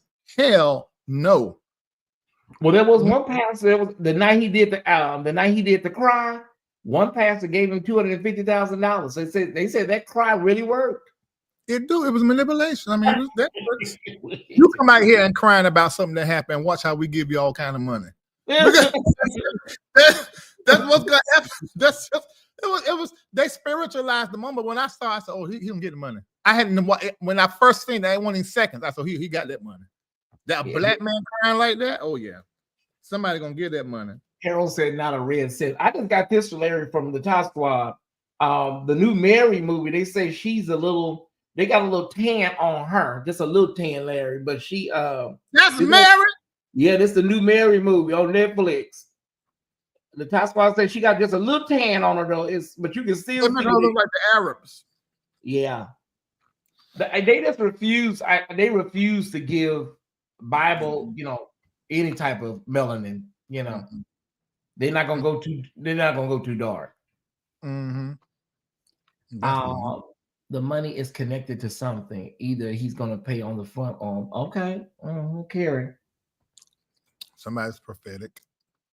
Yeah, a lot of times, you know, when somebody give you a loan or somebody give you a gift, there's always something, you know, they're gonna want in the end. So, Mm-hmm. man, you don't really get too much free anything nowadays. Mm-hmm. Yeah, Well, yeah, the David series is the same way. I just seen the other day. Everybody up there is white skin. I can't watch none of that stuff. Like, I just can't. It's just like, oh, y'all gonna really do this? Y'all haven't really evolved from when y'all made Cleopatra with Elizabeth Taylor. You know, Yep. it's like there really isn't anything that you can say you can watch and you can say, you know what, that's historically accurate based on what we know. Yes. You know, Hollywood just has this fantasy with blonde and blue and all that good stuff. You know, so so look, well, we have to start saying that Jesus was Afro-Palestinian Jew. Everybody needs to type Afro-Palestinian Jew and then make it a post on your platform, your social media. Because when you say that, you're acknowledging his Jewish ethnicity, the location Palestine, especially in this climate, it needs to be acknowledged, and also his African lineage and ancestry, heritage. So it needs to be said, and it needs to be very clear. And we need to say that the whole Bible is a book created by Africans in Africa, the original Bible, and then it was taken and manipulated by white Europeans. And every Black person needs to know this, because this reshapes your Christian faith, but it doesn't cause you to lose faith. If anything, if you finish deconstruction has done nothing but increased my faith, brought me closer to myself and God, and actually has increased my prayer and meditation life. Because what I understand now in deconstruction, and I've been deconstructing y'all for decades, and what I understand now in deconstruction is that this process is really the salvation of the soul, not what they told us. What they told us was what somebody told to them. And when the Holy Ghost start coming in and deconstructing stuff and pulling that stuff back, you find Jesus. Because they have that white hair, that white skin, blue eye, long, relaxed hair. That ain't Jesus. And you said something yesterday, Larry. I think it was just that you were talking about, you said, you know, that area, Saudi Arabia over that way, you can see from a geology standpoint how it's separated. Like, you can look on a map and see that it's still really Africa, but it just there's a gap, and there's that top part is still attached. That top part is still attached. Yeah. But even when you with Israel and Northern Africa, that Middle East is all that's made up by Europe. It's just made up. It's made up by Europe. It's the Bible is Africa. It all started in Africa. The Garden of Eden, Africa, not the Middle East like they say. No, Africa. Y'all looking at the maps now. Go back to the original maps before this shifting started happening every year, because the landmasses shift every year. You know, so yeah, it's amazing to me. And I think Black people need to, there's some key things we got to program each other with. First of all, who Jesus is. And that's terribly important to those of us that practice different African spirituality systems, because we understand knowing that Jesus was of African descent makes him truly our ancestor. The reality is Jesus is not even a European's ancestor, but that's a whole nother story. Yeah. You know, there was an episode, Larry, I'm sure you've seen it at least once in your lifetime, and the episode was called Black Jesus on Good Times. And there was a picture of, you know, Jesus, that famous picture that we've all had in our houses, some of us. And so little Michael went and put a picture of Black Jesus on the wall. And Florida, because she was so steeped in, you know, whatever she was steeped in, she had a fit, because she had a fit that Black Jesus was on the wall, and you took the picture down that I grew up on, that I know, and generations have come to know, and they say it's some man named Caesar, whatever his name is, Larry. That's right. So a lot of times we have to really, really deconstruct and decolonize our minds, especially when it comes to images. And see, that's the reason why a few of the people in the chat said what they said when Bishop Felton on. They said they want watch. When you're in deconstruction, you have to watch who you listening to. You have to watch who's talking to you. Is this person a deconstructionalist? Are they a futurist? Are they a prophet? That's those three questions. If they ain't that, and you going through deconstruction, you ain't got no space for them in your head. So I understand the reason why some of you don't watch when he's on. I can. I just choose not to because I have a problem. Y'all see me in the chat. Something said I have to type something. I have to hit the link. So it's not always good for me to be in it because I'm gonna start something up. So I just don't even watch. And I do understand the rest of you guys who feel as though because the space you're in, you can't watch. But if I can hold myself, I could watch because I'm pretty sure everything he says ain't bad, but there's this key things that I just cannot sit with because I'm an advocate for the opposite. So I can't hear you speak a way that is injurious to women or same-gender loving people or to the overall Black mind and sit in silence. I'm going to say something. But in fairness, that is what 95% of the Black church, Larry, that teaches literal, from the Bible. So I don't want this to single out Bishop Felton as though he's an anomaly. Right. He's not.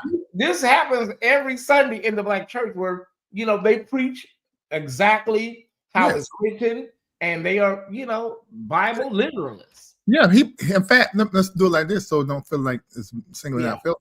He is the norm in the Black church. We are the ones that's not. We're the ones who are coming into this new thought and revelation, and Christ is forming himself in our mind and in our thinking. And so we are the ones that are really the odd people out right now. But as far as the church and how it is, the institution, the leadership, how it's structured, really, Bishop Felton is the norm. And even those, because some other people say, "Oh no, he's not." People have shifted. No.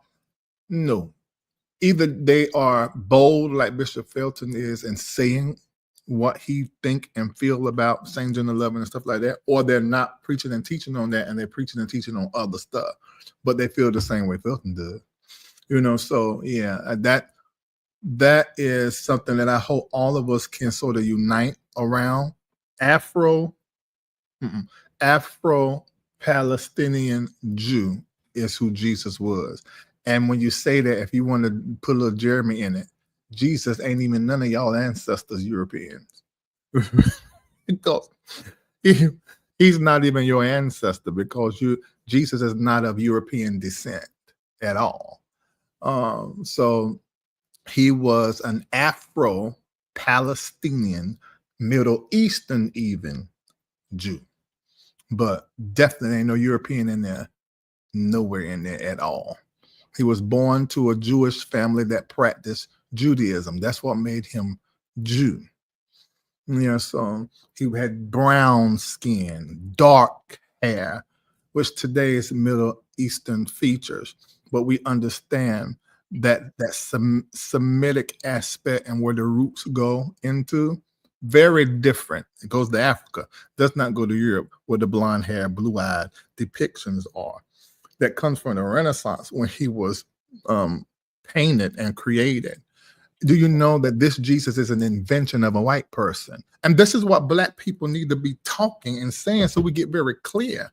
It's Christianity Incorporated. It is an entire business, and it is made up to dominate the entire world. And you and I are the ones that have been dominated, but our ancestors gave us a gift when they gave them white, blue-eyed Jesus and that part of the Bible that really affirmed and confirmed slavery from a spiritual, religious aspect to our people, they still didn't let go of their African spirituality systems and practice and those things that were cultural, and they married it to Christianity. That is the reason why we got bucking in our church and speaking in tongues and our folk having visions and prophesying, because that comes from our authentic spirituality that we practice and we learned as a people in Africa. So we need to get really clear about that, and everybody need to be saying the same thing. What is it then, Larry, when we, move away from the orthodoxy of, these things? What is it that causes there to be a great pushback? Because so oftentimes they'll label it the great falling away, or y'all are following any wayward doctrine. When people start to either expand their consciousness or decolonize their brains and try to reboot, it's either you don't want to be under any leadership or you just don't want to live a disciplined life. That's right. Well, see, that great question, great observation, that is what they do to us that are futurists, deconstructionalists, and prophets. They do that to us. They say you don't want to live right, you don't want to do right. They done to Obama because Obama was pro-gay. They called him gay. So people don't understand that the damage that the Christian religion has done to Blackness, and Black people need to understand it and get very clear and start to, as you said, decolonize and deconstruct in the world of their faith so that their souls can be saved. Because in context of your beliefs, so many of our loved ones are dying in sin. And that sin is practicing a faith that is harmful to others and harmful to the self. Anytime there's harm to yourself and someone else, you are in sin, because that's what sin really is.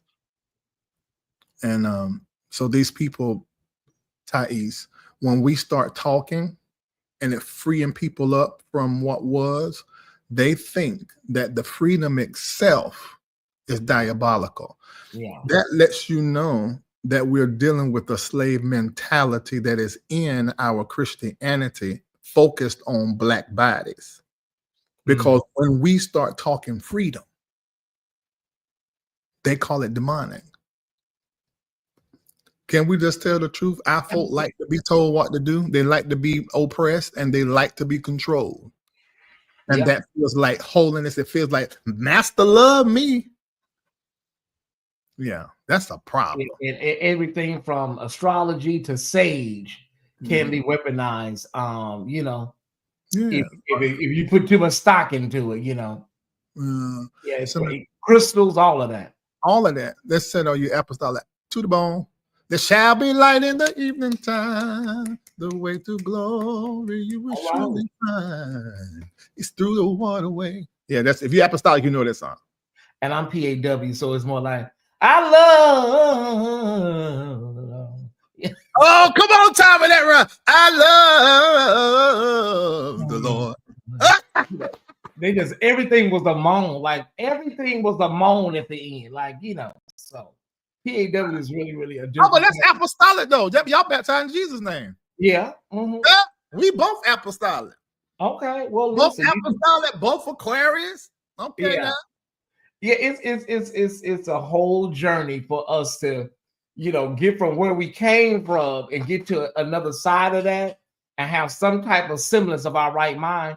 Because believe it or not, Larry, religion, as it's been given to us, can do a number on you. Make you mentally ill. I call it church brain. I've seen it in my family. I call it church brain. You call it Bible brain. Yeah, but it's a mental illness. Yeah, I've seen some people like my mother. A lot of the women from her generation. A lot of them, didn't have a lot of education. They came out of the South, and and so a lot of times the pastor was the man in their life, if you know what I mean, Larry. And so They felt devoted to this man, you know, and whatever he said was like he could tell you that the moon was green, and they would believe it because that was the man in their life. So, and pastors took advantage of that. yeah, I use it. Any single woman in my ministry is going to have a certain kind of something for me as their pastor, whether I'm married or single. I'm not saying that something is something sexual or anything. It's just a certain, because I now represent in her life as a man that she can trust, that's going to tell her the truth. There's a security wrapped around me being in their life. I would never mismanage that. Never, ever, not intentionally. I would not. Let me say that. So, but a lot of these pastors back then, they used it. They used it to get puss, because you can. If a woman like you and love you, she don't have any problem, except that she have certain other things in place. She don't have any problem giving herself to you. It's just how she's wired. I know that, so I'm careful in how I deal with that, you know, because I am a hugging pastor, a kissing pastor, a complimenting pastor. That is my natural who I am. I'm gonna say, "Oh, you look so beautiful and amazing," and that can become something very easy. But it's on the pastors, our responsibility to keep those lines drawn. And Larry, a lot of them pastors from back in the day, you know, I'm a 80s, late 70s, 80s. A lot of the pastors were very magnetic. They had that charisma will, you know, like sweep you off your foot, you know, off your feet. So anytime you're in leadership, Tyesse, you have that. You have it. You have it. So even the women who are straight, who know you gay, they still looking at you. Oh, he cute. Look at him. He looks cute today. Look at Tyesse. And if you said, let me just try, let's put the head in. They're like, okay. I let you try. You come, you fly here. I won't tell nobody. That's how women are. That's how we get caught up. Because a woman tell you she ain't gonna tell nobody. She ain't telling nobody until she get mad at you. She ain't telling nobody until mad day. Until bad day. You know, and most women on mad day they won't. I can see how it's easy for people to just become putty in somebody's hands, especially with that type of charisma. I look at C.L. Franklin, Aretha's father. They called him the man with the $1 million voice, but he had a charisma, a megawatt, that slick hair and them slick suits and stuff. Like it's a lot, Larry. Yeah, I was gonna say something else, but let me be good. But we have that, and then that I am also. See, I got a double. I'm not just a pastor, but I'm an entertainer too. So I get push, chest meat, throw it at me weekly. If not, sometimes daily. We about to go into spring and summer. The spirits of spring and summer come out and get hold of these folks. So my inbox is gonna be full. Start sometime this month and gonna go all the way to about September. You know, so when you are in prime example, Jamal Harrison Bryant. Jamal Harrison Bryant to us looks like an okay looking man. To me, 5 years ago, I thought he was ugly because I didn't know him. I wasn't watching his preaching. But because he kept going viral and I kept having to talk to him, I said, oh, he dressed good. Oh, I like what he got around his arm. Oh, look, to where now he looks at somebody who has some form of attraction. In the church, we come to a box 2-3 times a week. One person stands in the pulpit while everybody listening to that one person. That one person has influence, power over you spiritually, psychologically, and sexually. Wow. Period, point blank. What they do with it depends on their own personal character. Yeah. I think a lot of people, you know, they were saying things about Jay-Z. And then as soon as he hit a certain status, then people just started saying, oh, I can kind of see something different now. Yeah. Okay. Well, you know, to me, Jamal used to look like the thing that played the drums at Chuck E. Cheese, you know. But now I can see it. I can see it now, Larry. I see it, you know, something, It's how it works. It's how it works. It's how it works. They just sent me, LaGreta just sent me a video, Larry, of the Democrats singing "We Shall Overcome" today. I saw it when he was censored, CENSURE, when Representative Al Green was censored. He's eloquently, he speaks so well. There's something about it's something. No, but it's something about him that feels very sainted. Yeah. And it feels very prophetic.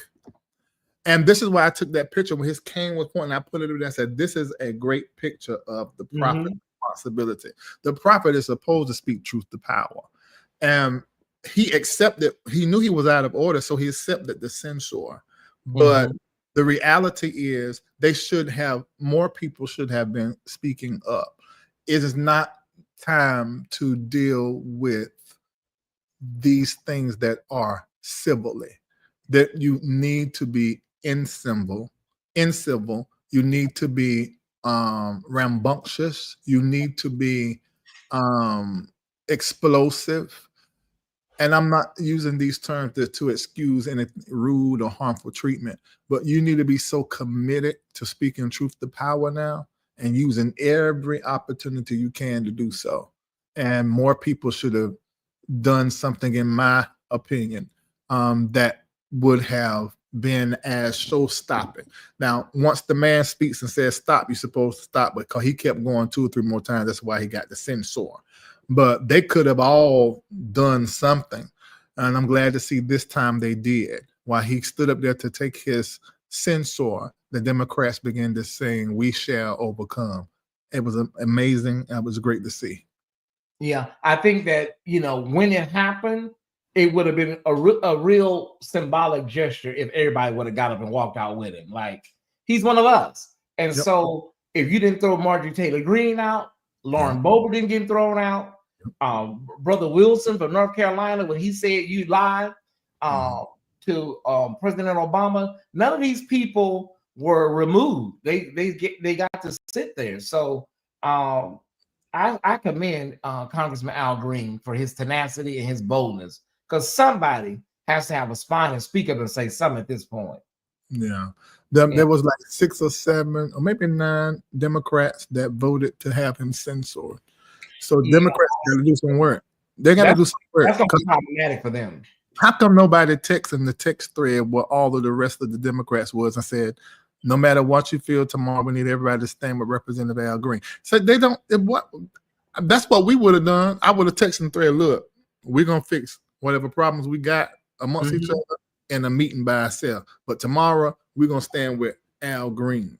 I don't know why they ain't moving like that. The Democrats, I mean, I'm not a Democrat or Republican, but if I was a Democrat, I would be so upset with my party from the very beginning of Kamala's whole entire campaign.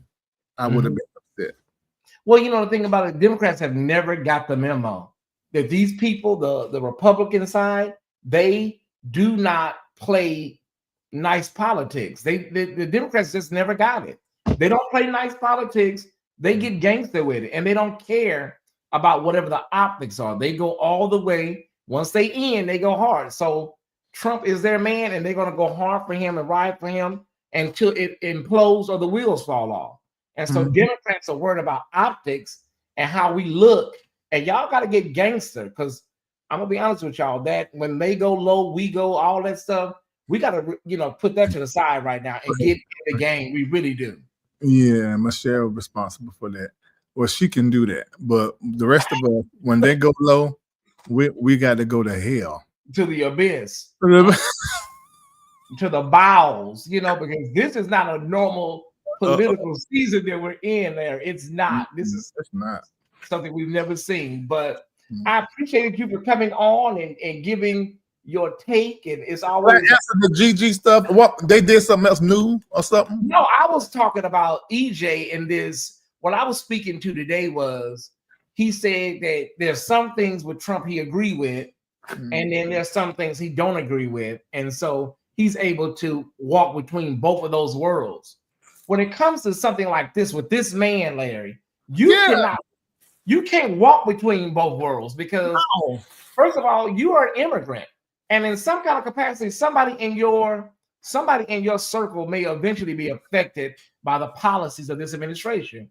You may not be affected, but your mother, an auntie, a relative, or somebody may be affected by some of this stuff that this man has got going on. So I'm praying for everybody involved, but we have to really, really be clear about who we are sitting under, Hell and yeah. they are supporting somebody like that man. I'm serious. That is crazy. Mm-hmm. So he's now admitting to being on both sides of the fence. Is what I hear you say? He basically said that he's okay with, you know, some of the things, but he said if he has something that he disagrees with, he'll disagree with it. But he was speaking to the trans and sports situation and how, you know, I agree with that, but I'm not supporting Donald Trump. That's the thing. That was my point. Like, you can agree with anybody if there's something to be agreed upon, but when it comes to supporting that person, that's a whole nother conversation. Mm-hmm. Yeah, that's a whole nother conversation because did he marry an American? Who? EJ. I don't know. And you know, there's things and rumors about him. So I'm like, he got a green card? Huh? So he got a green card. I mean, what is the? I mean, listen, the hell if I know, Larry. Listen, don't get me that speculating. But like I said, when we start talking about moral stuff and sexuality, and he was talking about that, sir, there are things that are out here. I've seen videos that people have done. Hold on. He said something like that? Yeah, he was talking about homosexuality and stuff. So, and you know how they try to walk. What he said about homosexuality? Well, he was talking about, you know, he's glad that we're at a place right now where you can say what you want to about the LGBTQ community. So he's glad that Trump is making it okay for you to have freedom of speech, because some of the stuff he was saying, he said he couldn't say maybe 3 or 4 years ago, you know. And so now it's okay because Trump is rescinding all of this censorship. No, but what Trump allowed them to say is stuff that's harmful and derogatory. So he likes the fact that he's able to speak harmfully and derogatory because they're using religious cover. They're able to say what they want to say concerning, you know, the Bible, and you know, it always spills over into other parts of that conversation, Larry. You know, men with men and women with women and stuff like that. So I don't understand this. You know what? I'm gonna say this, and people can take it. Any man that is harping on homosexual stuff is thinking about doing homosexual things. The video was about Jonathan and David, and the whole video was about Jonathan. And he did a video on were they gay. That was the title. Huh? Really? The whole video was about. I wouldn't lie to you. Well, how did he justify? I mean, we don't know what they were, but from the things that was said in the scripture, we know it was at least a bromance. Here it is. Thumbnail, Larry. Debunk where David. Okay, he trying to do content. Lord, that 2 Jesuses together. Is that 2 Jesuses? Plus, Trump makes a special announcement. Oh, he voted for Trump. I didn't watch the Jonathan and David part. I caught the tail end where he was basically saying he's glad that Trump is doing things now where he can say what he want to say concerning these matters. I can't take the 2 Jesuses because somebody had to be a bottom. Who is that? I just can't see Jesus as a bottom. Who is these men, Larry? Who are these men? It's Jesuses. Oh my God. 2 Jesuses. That's 2 Jesus, and one of them is a bottom. I just can't see Jesus is not the bottom. Jesus, no, that's David and Jonathan. I think that's David and Jonathan. They was over there by the because they were talking about they was in the caves and stuff in the mountains. I don't know what they was doing up there, Larry. I really don't. Oh, Jonathan was probably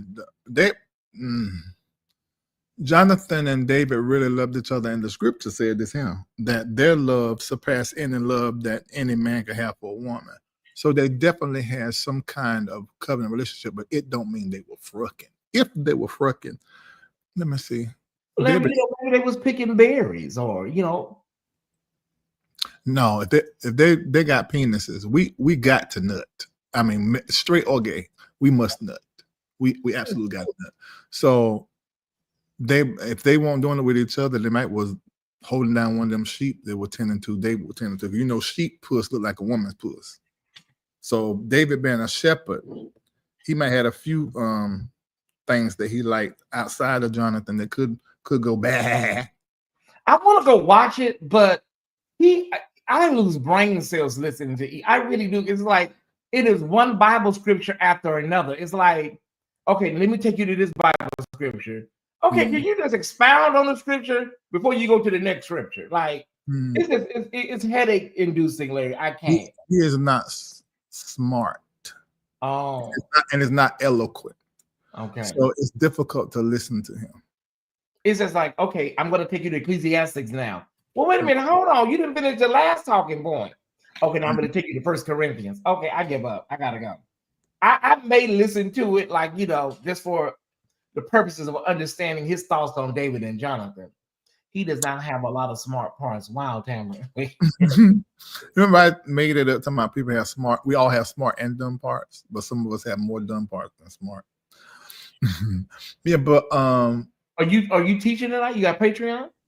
I'm gonna do that Sunday and Wednesday. I may pop up to talk about spirit animals, but I mentioned that to them.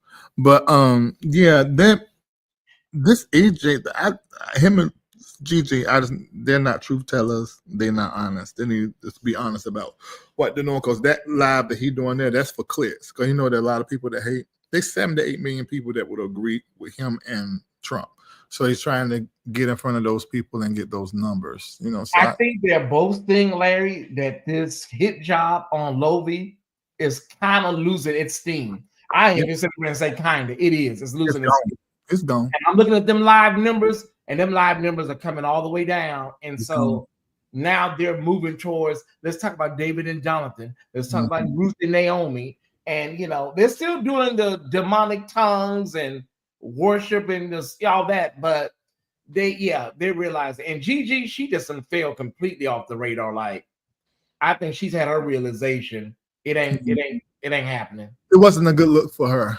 It's not a good look for EJ, but I think it was a worse look for her because she actually is pretty on the outside. EJ being a YouTuber that clout chase and talk about preachers, that probably is going to be the best thing for him to do in his future.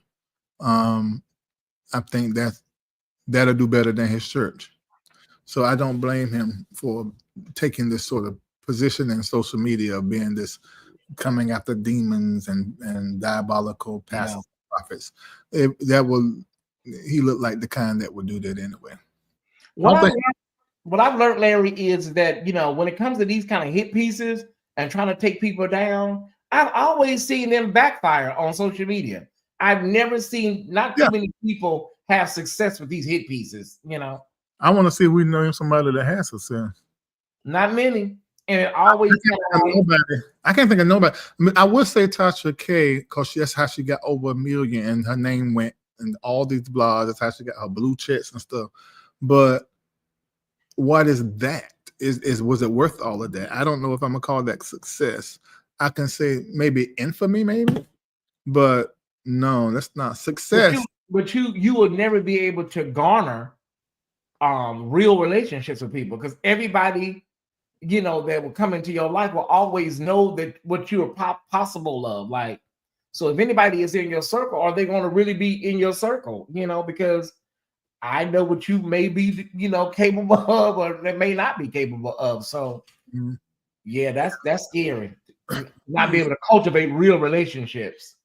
Yeah, I mean, she better have some relationships, but not ones like me and you would be able to have, because they'll be so scared of what she's going to do and say after the relationship, and she's sort of shown the world that she's really not a friend to anyone. Well, what I've heard from countless people, Larry, they say, well, you know, when you talk to her personally, she's, you know, she's a decent lady, she's okay. They say something about when that camera come on, Larry. And I've heard this about other content creators. They say when you meet them in person, they seem like regular, normal people. But when that light comes on, something just clicks with these people. They forget about everything. I think that's probably true on some level, because it's a character that she's created for in front of the thing. But what you see on the in front of the camera, that's a lot of her. It's just her turned up. Yeah. I like I said to people that were telling me something was wrong with her the first few years, and we didn't have no issues. I said, I ain't had no problem with Tasha. We get along good. But then when she out, that's how come I was so like, what? When she switched and started going in on me with Bishop. I can't think of that man's name. I see his face. Whitehead. Yeah, Whitehead.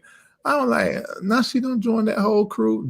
It took me a while to wrap my head around that, and I was bothered for a while. But the reason why I was bothered is because I had believed that she was better than that.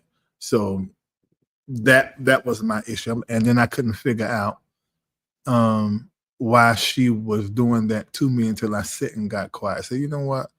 I know exactly why she did this to me. So yeah, sometimes you know what? In the stillness, all them answers will come, Larry. I've had that happen to me. But you know, I only care now. I've been there. Like when something like that happens, you like, I'm at a point now, honey, where it don't even matter no more. Whatever happens, it happens. No, I don't even like this was the first year when they started this stuff in 2019, and it usually go from about November to May.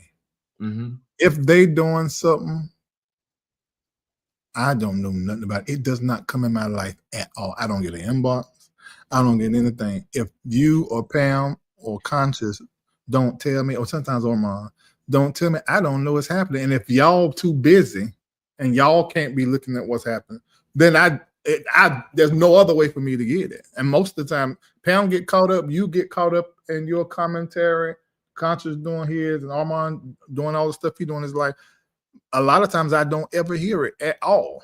Yeah. And like months later, I said, they said, what? When was that? I said, oh, that was like months ago. I'm like, oh, I don't care. I try not to even drop off anything anymore as much, because when you look at it, it's like these people really are not moving anything influence-wise, Larry. They may have an audience that is a diehard audience that watches the madness, but in the grand scheme of things, from a pop culture standpoint and the nationwide, these people, nobody know these people outside of these pockets on YouTube. So it ain't even worth it sometimes. There's difference between somebody uploading YouTube and doing commentary than a YouTube uploader or just doing commentary online. But them being an influencer is different. Yeah. I'm an influencer. You are an influencer. Tasha K is an influencer. If your name or your show or platform or what you say and do does not make other people have a reaction, like buy something, purchase something, you don't have influence. True. You don't have an influence. But you can say, give somebody $10 and hundreds of people will go and give that person that they don't know, that's going off of your word because they like you, $10. That's influence. If you do not have that, like Tasha K is able to say, okay, I'm going to be in this city, buy tickets. That's influence. And they buy them. Right. That if you do not have influence, I shouldn't even be caring what you're saying, because when I care about what you say, then you borrow my influence. Yeah. I'm not doing that no more. That's a whole word. That's a whole word. I shouldn't even be bothered with the thought process, because now I'm transferring my energy. Yeah. And we make it significant when it really sits in insignificance. So it's made, created. They hit live, get likes and shares in a world called insignificance. When we put our attention on it, it now gets brought into the world of significance. Yeah. I don't know, is it an Aquarius thing, Larry, or is it me? I just like to let all of these people know who they are. Maybe that's just a me thing. I don't think I want to let you know exactly how late and tired you are. Like that is for the rest of your everlasting life. That's Aquarius. That's that's Aquarius? That's Aquarius, particularly Uranus. Because we got the two planets, Saturn and Uranus. One is pretty regimented, which makes us a fit sign, and then the fixed sign, because we're very stuck in our ways and stubborn. And then the other one makes us unpredictable and innovative and all of that. So yes, you have a natural bend to want, number one, to protect your community. They call us the custodians of the zodiac, because we always are trying to clean stuff up. We're always trying to get everybody to work together. Around every Aquarius, you're going to have all of the rest of the 11 signs are going to be in our immediate life, because that is who we are. The whole all the constellations gather around us. So it is in your nature to protect your community, and it's also in your nature to sound the alarm when there is a wolf, a snake, or anything threatening to anyone or anything. So it's in your sign to call a thing a thing. Mm-hmm. Yeah. Well, that's me. That's me. Okay, so she is mentoring younger people. She has several staffers. Yeah. Mm-hmm. What are you talking about? Tasha K. I think she's talking about Tasha K. She is mentoring younger people. She has. Yeah, she's employing people. She has influence now. She got influence. Now, some of those relationships always end in some type of disaster, but listen, she does have the influence. She does have the influence. Larry, tell me this, because these are things that people don't, hear from you. Do you watch any of the Tyler Perry universe? Any of it? I watched what's that? I Have and Have Nots. I watched that. Okay. And I watched Queen's Men, because most of the guys in there, I know most of them guys that was in there. How you know, Larry? Because when I first moved to Atlanta, let me be very clear. Yeah. But when I first moved to Atlanta, not knowing what I have to have massage. I got somebody to massage me and do therapy and all that. So I was going on the sites and finding massage people, and I quickly found out that most of these massage people were escorts, or either strippers or dancers, or gay for pay. I can't tell you how many situations I've been in, found somebody to do a massage. Do my massage, I turn over, or either 5 or 10 minutes in the massage, turn over. Why told you ain't done my back? And then as soon as I turn over, you reaching for my peen. I said, no, I don't want that. Are you sure you want? I'm positive. I want a massage. Can I turn back over? So I went through all of that in 2018, mainly. And so when I saw the show and was told about the show, then I really like Eva. I think she's a natural beauty. I said, okay, how she acting? So when I looked the first episode, when I saw certain people, I said, oh, this. I can tell you firsthand that quite 50% of the men on that thing, ladies, they ain't just gonna go. They just don't want puss. They want bush too. And everybody in Atlanta knows this, because he went to that community and pulled the escorts, the dancers, and the strippers. And all those men in Atlanta, they're fluid. So those are the 2 shows I watched. I'm trying to think of anything else that I watched from Tyler Perry. And then his movies. I ain't watched The Pains or none of that. No, that's only 2. The sitcoms is not my thing with him at all. Kendall, it dropped last night. So it dropped at midnight. Beauty in Black is back. But I will give you. Oh, I did watch that. I watched that. Yeah, it's good. It's I say and that old man on it that like boys. Wait a minute. Wait. He was on the cane. Yes. That's that was good. That is back. It is back. It dropped at midnight. So is this one episode or a whole series? No, it was part 1 was like 6 episodes, and that already aired. And so he's doing it in 2 parts. So now we have the rest. Oh, that's good. It dropped last night at midnight. Beauty in Black. I'm gonna freeze some grapes and get me some water and sit back and watch that with some heat on my feet. Yeah. Beauty in Black. Listen, everybody, at the end of the day, there are Tyler Perry fans. Oh, hold on. I forgot one I did watch. I'm sorry. Ruthless. Oh, that is my favorite show. Yeah. That is from the mind of Tyler Perry, y'all, by the way. That is from his mind. That show is good. Yeah, that's a lot. A preacher told me about it. Kept asking, watch it. When I first watched, I said, oh, it got me. It was like 3 episodes in that got me. Yeah, but the thing about it is, Larry, that is real. Hell and yeah. so many people think like this is some type of fantasy or something. Oh, no. Mm-hmm. I have seen versions of that in my life. I have. And people don't understand. You have to be very careful who you follow. You know, you'll be very careful who you follow, because you'll be over there with the rackadooshoo people, you know. You real, I swear. So the raku, what they call it? The raku, and they are the rackadooshoo's. Right. And so a part of the thing is that you know, he has to have the men over there. He has to have the men, and they have to stay pure for him. So it's a real mind game, y'all. You have to check out Ruthless. But right now, Beauty in Black is the thing, and I'm about to check it out before I have to do Patreon tonight. One of my friends just texted me and said, "You talk too much." Well, listen, Larry.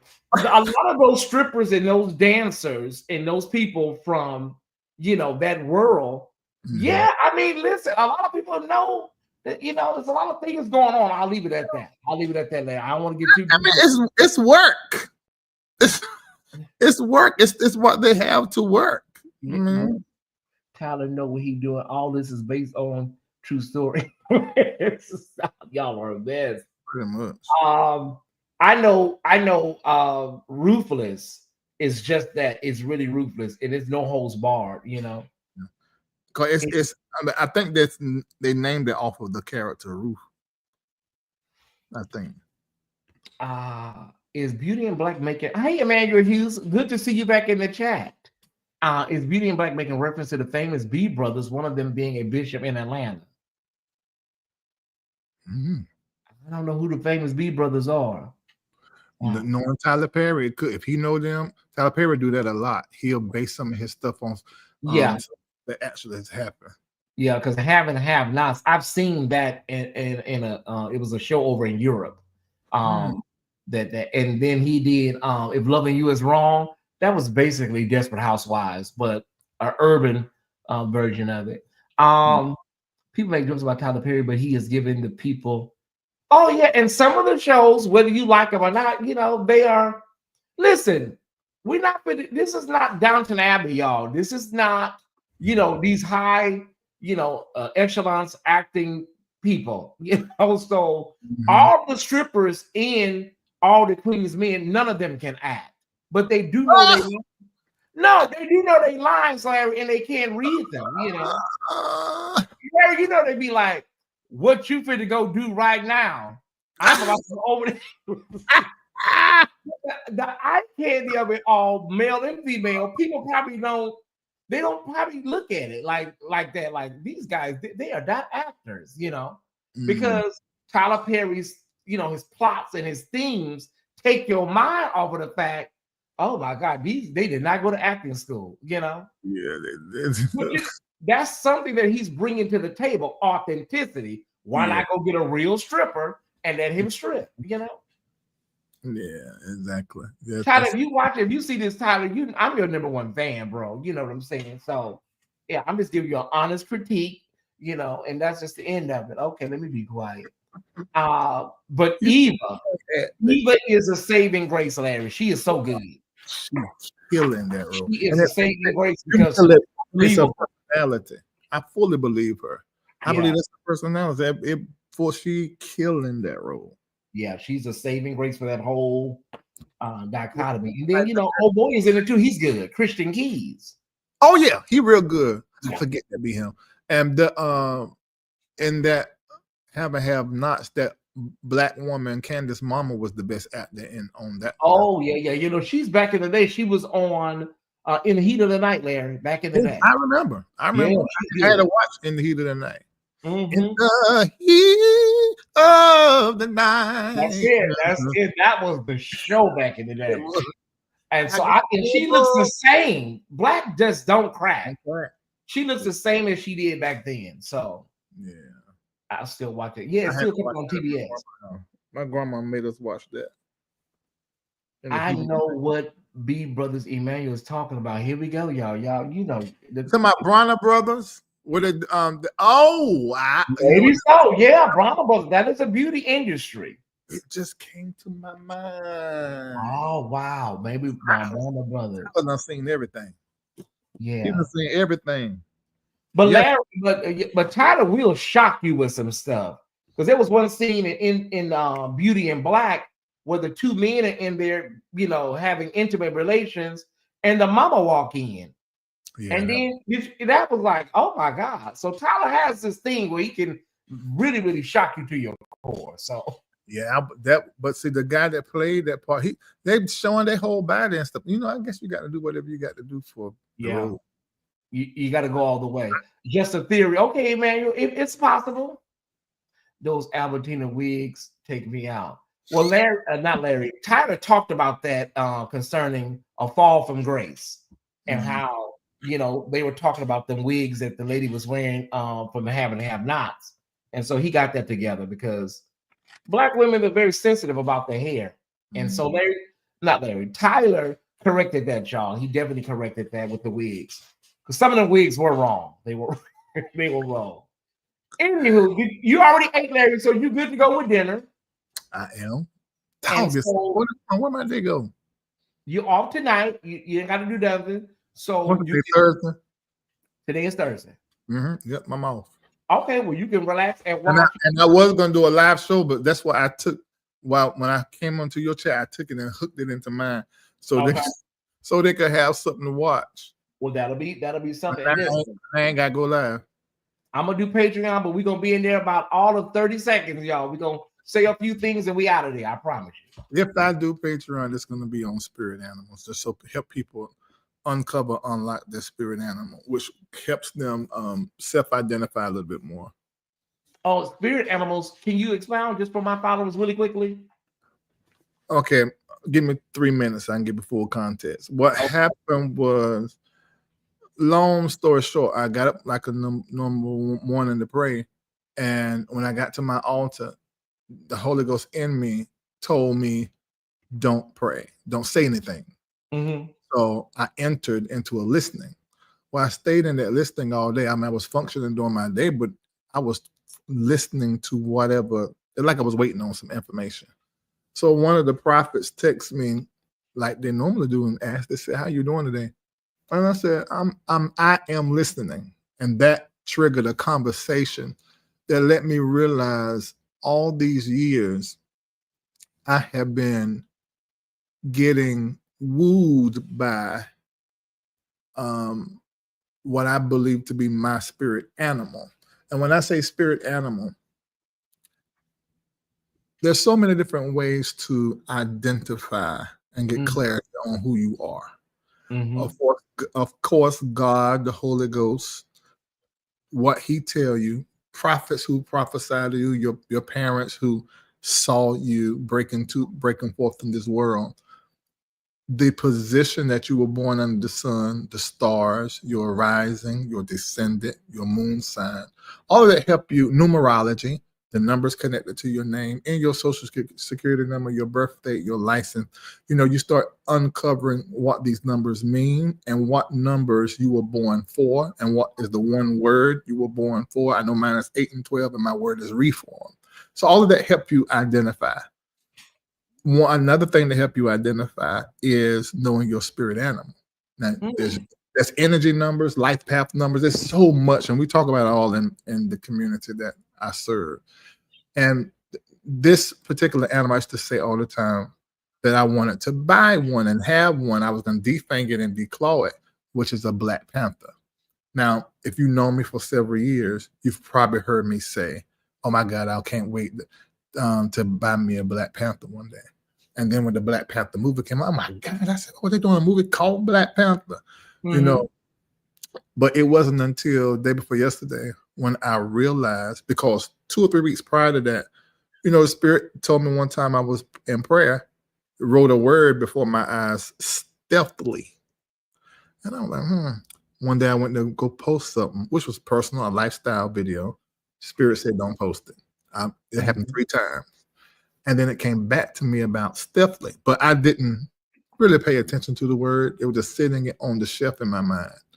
When that day I was in listening and in the conversation with one of the prophets, and I realized that this is my spirit animal. This wasn't just my favorite animal, because when I do the teaching, I'm talking about your favorite animal that you're always drawn to, and then your spirit animal, which could be the same.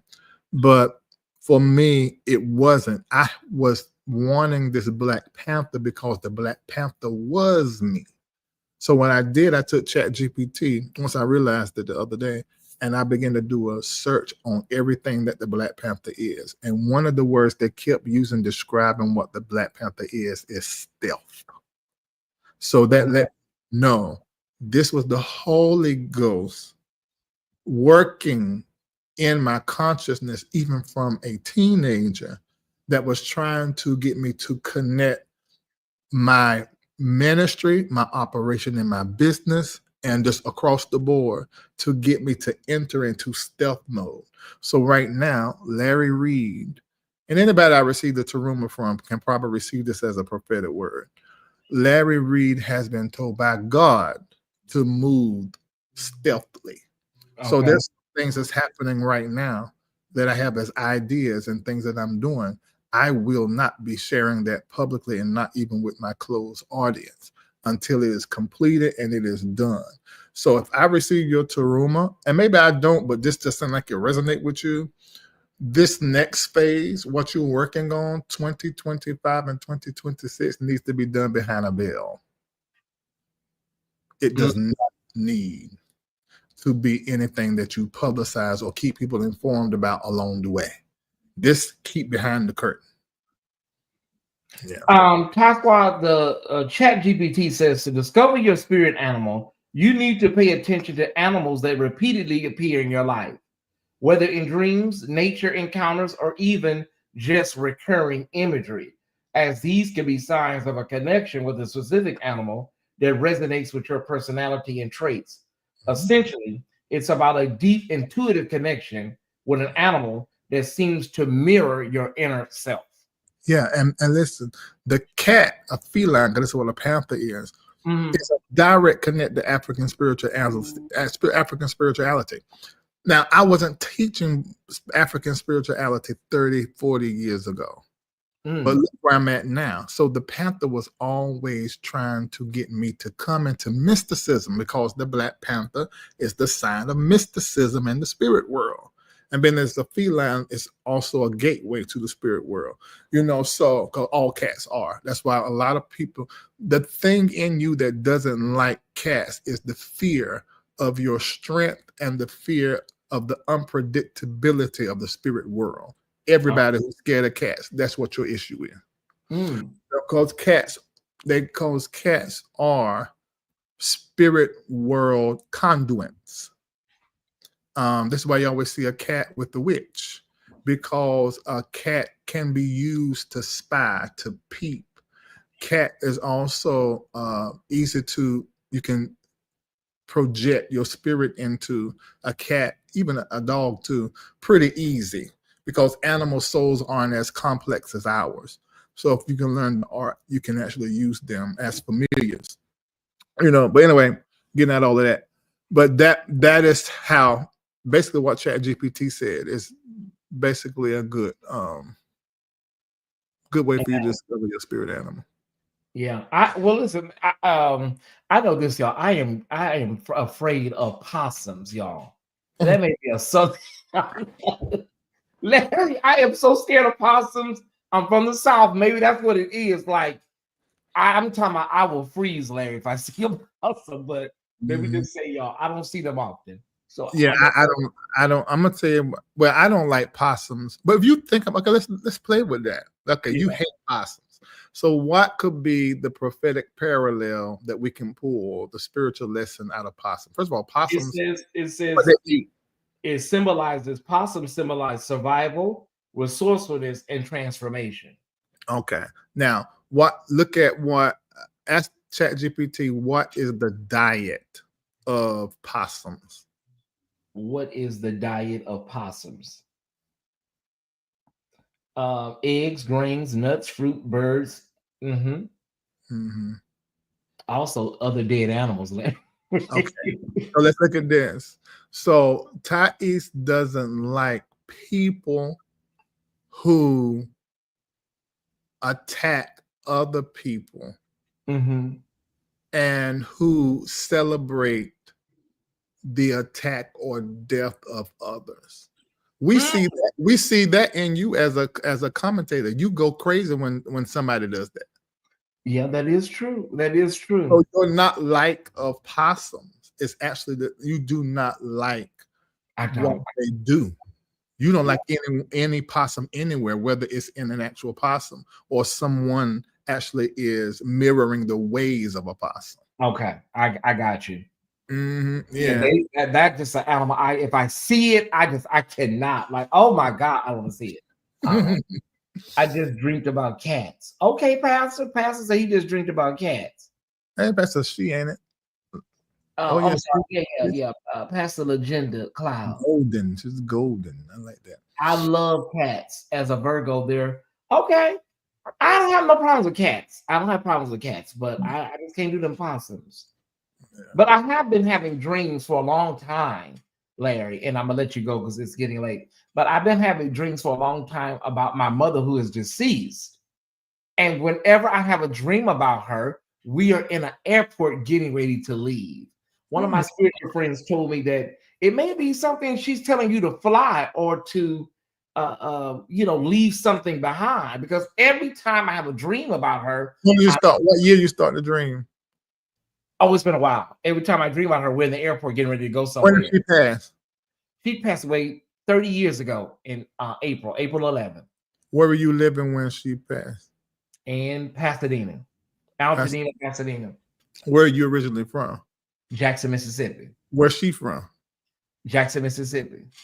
She's telling you that you're to move off the West Coast. Okay. I receive it. Yeah. I keep, like, every time I have a dream, she's in the dream and we're in the airport getting ready to travel somewhere. And then if we do get in the plane and take off, the dream ends. Yeah. Because she's your guide. Your mom is your guide. And your mom is responsible for how you feel, think, your whole emotional body and the inside. You get that from her and your relationship with her. Moms always shape their sons emotionally. That doesn't come from my dad. That comes from our mom. So she sort of had, all our moms gave us that gift. I wouldn't be able to do what I do if I hadn't had my ethylene read as my mom. Yeah. And so, but yeah, your mom is telling you, and I can also agree with what your spiritual friend said about telling you to fly, telling you to go. But the actual directive is that your next level is not going to be on the West Coast. It's going to be in a different place. Okay. So, yeah. Yeah, I've been struggling and fighting with that, but I got to make that. Huh? How many years you been fighting with that? Oh, about 2 years now. Because once my best friend passed away, she passed away in 2020. And so not long after that, the desire, there's nothing keeping me here. I have my brother, my niece here, but we can Skype and talk to people virtually. So it's not like I couldn't see them or nothing if I move away. But FaceTime, WhatsApp, we can see each other daily. But there's nothing grounding me here, Larry, keeping me here. I'm not even trying to be funny, Ty. I mean, because I'm not an ATLian. I hated Atlanta and had to be sent here. But bruh, I could be wrong, but I really think you're supposed to be in Atlanta. Everybody keeps telling you that. Sean and Daryl has told me that. Like everybody, all my Tyesse Squad Atlanta people, they have said like you just really need to be in Atlanta. There's really nothing in LA. Like, okay, you look at Zoe, T.S. Madison, me, Kaya. The list can go on to like 25 names. All are in Atlanta. Your most popular, even Tasha K, your most popular YouTubers are in Atlanta, or they were birthed out of Atlanta. Had I known that before I moved here, it might would have gave me more of an incentive to move. Yeah. But I came here because he told me to. I did not want to. But knowing what I know now, I feel pretty safe in saying that you're supposed to be in Atlanta. You just need to just get things in the place to where you can do it. Yeah. And a lot of it, there's another part of the Aquarian is like if ain't nothing broke, we will have to be propelled to do something, like literally. And that's what happened with my job. I did not leave that job until the physical building was sold. And then I had to leave. But there were opportunities for me to leave my previous job years ago, Larry. But I wouldn't move until they said the whole building was being sold. And so now we got to move. Whoa. But see, that's us, though. We're fixed. Mhm. Our Aquarius is a fixed sign. Yeah. We don't switch it up. Yeah, I love comfortability. I do. Yeah. I'm a Libra. But in the world of business and vision and dreaming, comfort is your enemy. Okay. Yeah. I'm a Libra and both my parents are also Libras. Okay, Queen of North Carolina. All right. That's great. So she's a pretty fair person. She'll be pretty good in settling debates, standing between two people and figuring out what is fair and what is just. And she wants everybody to win. That's who she is. Mhm. Mhm. I hated ATL, lived in Midtown for many years ago. Well, I'm gonna say this, and I've talked about this before. When you move to a city, and you're going to the city, to change a lot, and if your mindset hasn't changed, I talked about this. You are just the same person in another geographical location. And I'm not Great at choice. You, Lady Trelini Williams. I'm just yes, he is. Is that? He's teaching you because you're right. Person. You'll be the You're same. right. Because when I moved to it, I didn't want to move to Atlanta. I came to Atlanta. I'm like, oh my God. I was riding on I can't think of that road, but I was riding on that road and I was coming down the road and the Spirit said to me, I was thinking, oh my God, I can't stand this city. And the Spirit said to me, you cannot thrive and progress and prosper in a place you're not in love with. He said, learn to fall in love with this city. So that's my way of saying what Tyesse just said. You can't come to a new place and be the same person. You have to acquiesce. Yeah. And then once you do that, then the world, probably the city, will open up to you from a vibration standpoint. Hey. But if you got that same energy that you had in Chicago or Louisville or Baltimore, that same energy is going to preside in everything that you do. So, now, let me tell you something. You named the city of somebody I know probably watching. Oh, wow. Where they from, and they just moved to Atlanta. So y'all make sure Felton knows that God just spoke through a gay. Mr. Felton, I just want to let you know that listen, you all right with me, okay? You all right with me too. Just don't agree. A lot of y'all, I think what it is that, theologically, when those energies butt, it butt. And so I know Larry. Larry don't have a bad energy about stuff like that. Larry is going to speak his convictions and his truth the same way Bishop Felton is. So Larry is really, really speaking what he feels about that matter, and so does Bishop Felton. So I don't think there's any bad energy or bad blood at all. No. And the truth be told, he's better at saying what he believes without offending someone. My calling is to disrupt. So my approach is going to always be disruptive, even when I'm trying to do it the way that he do it, because my former mentor used to do it the way Felton do it. But that ain't me. I come right through like, no, that's stupid. What you're saying is bullshit. You know, what you're saying is harmful. I don't care. It's not true. That's me. Yeah. Or the classic, you stupid. And see, that's the one that everybody gets ruffled up about. So I try to say, that's Larry's way of saying, he doesn't agree, but sometimes people are like, oh no, oh my God, why did he say that? Well, if that's how you feel, changing the word is not going to do anything. If that's how you feel, it's just how you feel. Yeah, and then it can be like Travis said, I can be in my comedy bag, which is inappropriate too. So it's just, but he does way better than me with that and saying what he is believing and his convictions and saying it in a way that doesn't offend. I seen Prophet Lowy drop in earlier. Yeah, he did. He dropped in just for a bit.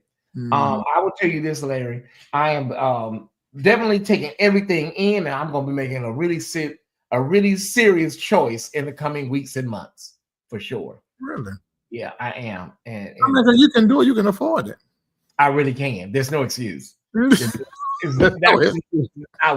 one excuse whatsoever. I don't have an excuse. If I had an excuse, there is absolutely no excuse outside of, oh my God, once I leave, but I'm gonna try to maintain this apartment and get a new place. Oh my God. Okay, I understand. You know how that is, just in case I want to come back home. I want to my apartment. So that's what I'm really trying to work on, so I can keep two bills though. But Tyesse, it'll be best for you to move to Atlanta. I will sublet this to somebody. But then you can buy some investment. And if you're here, I can just show you my whole investment strategy, and you start investing all over the world. I would definitely sublet this place out, and then let them know. Listen, there is an opportunity for me. If I need to come back home, you got to go. I'm an Aquarius. Don't you know they will hate that you living in Atlanta and you renting out your other place, because that's boss stuff. Well, listen, I'm not trying to act like I'm all that, but I do well for myself, and I do save, Larry. I'm a saver, so and so I just want to get another round under my belt, another savings number under my belt. I see. When you said that, I could see into your account. Okay, so Tyesse, would you need to put all that money in a high yield savings account so you can make money off of it while sitting there? Yeah. Yeah, because money has to stay in movement. Really, money is not supposed to be saved. Yeah. If you put it in a savings account, it has to be in a savings account that's building interest, because money is a currency. Your currency. So if it's a currency, you can't see currents. So the money has to be existing in the world to where it stays in movement, and it doesn't have that predictability. That's why money tends to follow investors, because they're taking risk. Money loves the world of risk. It absolutely loves that. But most of us have a totally different relationship with money. We use money for consuming and conservation. Neither one of these is the work of money. We're not supposed to be doing either one with money. Yeah. Well, I know one thing. One of my particular banks, because my money is diversified. I learned that by watching you and others. They have people. They have like the personal bankers and financial people there at the bank that work with you and walk you through stuff. But a lot of times, Larry, when you go in the bank, you just really not trying to get up in there and get out of there. They be wanting to talk to you, and can we set up an appointment? Can we go with some financial stuff with you? And you're like, I gotta go, honey. I'm on my way to where I'm going. So I think a lot of times we need to stop and talk to those people when that's being offered to us, Larry. Definitely get whatever, let them do. I throw a little piece of, I'm gonna never forget. I didn't know I was rich before I was rich. They had to tell me. I'm coming to the bank, and I was looking. I said, the woman said, "What you need to do?" I said, "I'm just in here just to get a cashier's check." I said, "Why?" I said, "Them bougie folks stand over there in the line for Merrill Lynch, or what is Merrill something?" Yeah. Stand over there for Merrill Lynch. I said, them they rich and bougie, and we were laughing at them. And she said, "Well, Mr. Reed, looks like they're gonna take so long. I can do your cashier's check. Come over here to this counter." I said, "Okay," and I came to the counter, and she put up my account. She said, "Oh, I can't. You need this a different way." I said, "What you mean? Remember the line you said with bougie rich people? That's where you belong." that's where you belong. I'm like, "What?" She said, "Yes, Mr. Reed.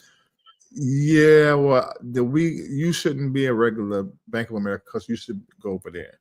Then the same thing happened one day when I was going to my Chase account. What people don't know, the Aquarius, when it comes to the coin, we masters at managing money. Oh yeah. Masters. I could be up in the middle of the night coming out of a sleep, and I know how to move money for accounts. Move stuff around. It can be dark in the room, anything, one eye open, one eye closed, I can move some money around. Yeah, that we are masters at. That I can say. Our bills gonna be paid now. We have more than our bills paid.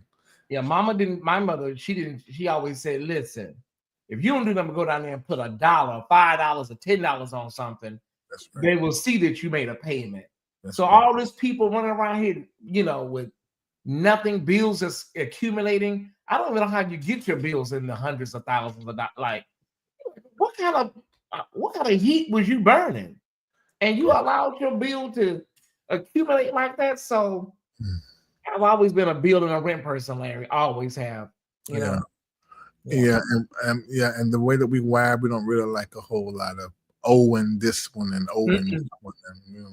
And, in this political climate, money needs to sit and be saved different times. Absolutely not. See, there's certain words that I see as a Black woman. Let me tell y'all something. As Black people, we're behind the curve when it comes to money. We do not know naturally, and it's even in our blood, to not know what to do with money. We have to go through certain kind of things in our mind. That's right. He's quoting one of my quotes.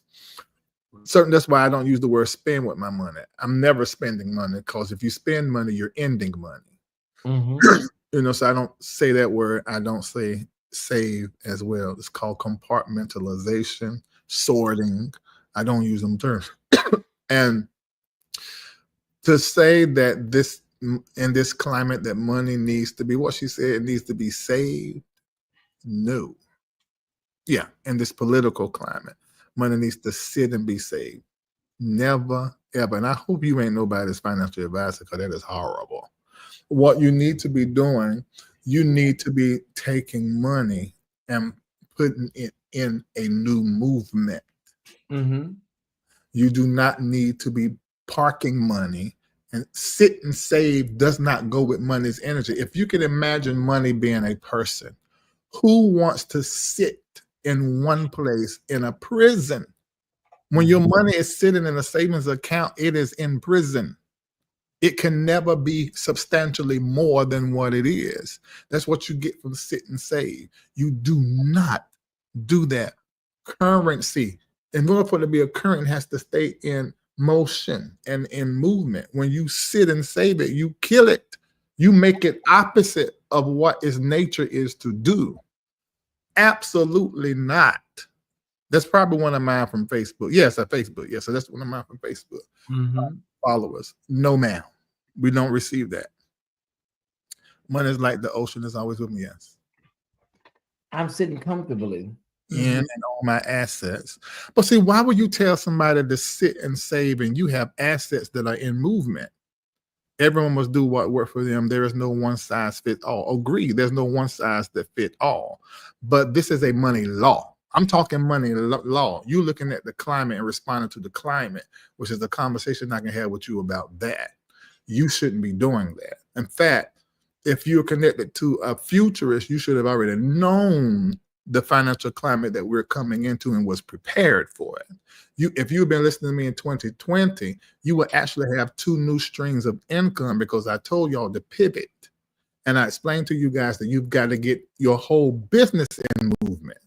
If you have a brick and mortar anything, that is out of order for the future. So you have got to build a click and order, because the brick and mortar is out of order. The click and order is the new normal. So the idea of anything sitting still is antithetical to the future.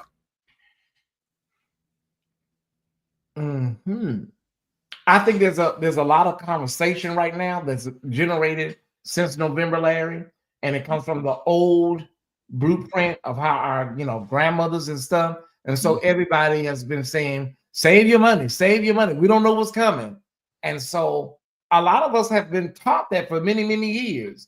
Save your money, because anything can happen. But we also saw what happened up in the Bay Area in San Jose with these banks just going out of business abruptly, not even no notice or anything. And then the federal government had to come in and bail them out. So sometimes your money can be in a situation where you can't even get to it, and the government may have to come in and save and bail your institution out. So, just having it just situated is not always the answer, as Larry is saying. Right. Magnolia Smile saying she never said bank. I guess she responded to Naomi. But I don't want you to think I'm fighting you, know this. My approach may be a little in your face, a little uncomfortable. I'm just correcting you on your language, because the language you're giving is not good for Black people, and it's not good for the money that you do have. If you are in this business of not circulating your money, you're gonna end up in a situation. In fact, if all your assets are on American soil, you ain't set for the future. If all your assets are in the American stock market, you not set for the future. Yeah. Yeah. So we gotta really take heed, y'all, and make sure your money is moving and moving often. You know what I'm saying? Not just being stagnated. One thing we can all do, Tyesse, together as a community. I don't know how many people watching, but what we can do, that's the head of my intercession. And my cousin is like my sister, Latrice, which is Shamako's ex-wife. Yeah. Yeah. So, but one thing we all can do, y'all, for ourselves, every piece of money we got in the bank, move it out of that bank and move it into a bank that gives you a high yield savings option, and put your money in there so it can pay you money every month. Okay. So we can all do that. Whether if you don't like stocks because it irritates you and make you nervous, I understand. If you don't want to go get into no house right now, get no property for investment piece of property, I understand. But what you can do is start funding your high yield savings account, or maybe your Roth IRA rollover account. Your like I think now you can contribute $7,000 a year, and yeah, so there's a few things you can start just doing like that to do better with your money, but do better by your money. Because remember, your money want to stay in movement, and it needs a mission, it needs a problem to solve. So you need to really change that relationship with your money. Where do we take our money? That's too broad. Today was an excellent day. The person, yes, stocks is on sale. Everything dropping. I just joined a small investment group, and now I'm opening a separate account to invest. I listen to Dr. Reed, and now keep my money. Okay. Yeah. I'm gonna tell you, anybody that sit with me, I used to say 12 months, but my community said, no, make it 36, because the first year you deconstruct it. I'm going to take your money higher. It's just, and I'm not saying that boastfully, I'm saying it really humbly, and I'm thankful towards heaven for that. If you listen to me when it comes to your money and you do what I tell you to do, and then you learn why I'm telling you to do that, you're not gonna need me in 3 years when it comes to your money. You're not gonna need me to say nothing about no money, because you got it. Yeah. The return is nice each month in my high yield account. The bigger amount you have in there, the more the yield. It's almost like it's the same difference when you have those stocks that pay a dividend every month. And then in a lot of those brokerage accounts that they give you, like at Robinhood, they actually, if you holding the money in that account there and not investing it, but holding it in their account, they'll give you 5.1% interest on it every month. America, if you got American Express, open up American Savings account. Those are high yield, they're over 4%. Yeah. How much money are you talking about? It can be $1.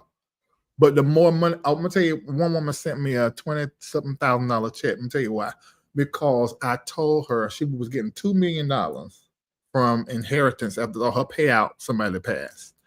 And she said, well, I want to know what to do with the stocks. You told me to do this, do that, do that. But and this has happened a few times, because people pass all the time and people left money. So she know to do her Taruma. She did her time. She said, but I don't know what to do next. And she said, should I pay off my car? No, do not pay your car off. She said, but I thought I need. No, baby, don't pay it off. You're going to drop this amount of money on it and refinance it at this rate with this credit union. So, okay, now look over here. Well, I want to pay that off. No, that's what Black people do. We get money, we pay stuff off, but don't even know. That's not how you handle money. Debt is your friend if it's the right kind of debt. And so then I said, just take the rest and put it in this account. She opened it up. She put it in high yield savings. I said, every month you're going to make some money. I said, but I got it. This wasn't somebody I was coaching. This was somebody I was really giving free advice, because it was on my phone and I knew him. And that she started getting payments, thousands of dollars a month. She said, now my money is making money. I said, there you go. And then she sent me $20-something thousand as a seed because she was making all that money on $2 million. What somebody put that in ChatGPT and tell me what she was getting every month. Yeah, I started following you. I couldn't even afford the $8.88. I'm going to not say what my full net worth is now because there is eyes. That's right. And you said move steadily. There's so many people with that test. Man, this Tyesse. See, when you get into your work, that's what my followers, yeah. This Joanne has been faithful. Every time I come here, she's over here. But she's been faithful on the platform since I started it in like 2015, 16. So this is what matters to people like me and Tyesse. Y'all lives changing and being better, whether it's because we made you laugh or we taught you a lesson. This is the kind of work that we are in. That's why we don't need to be worried about these other people who do not have followers, whose lives have been upgraded because of them talking online. They not like us.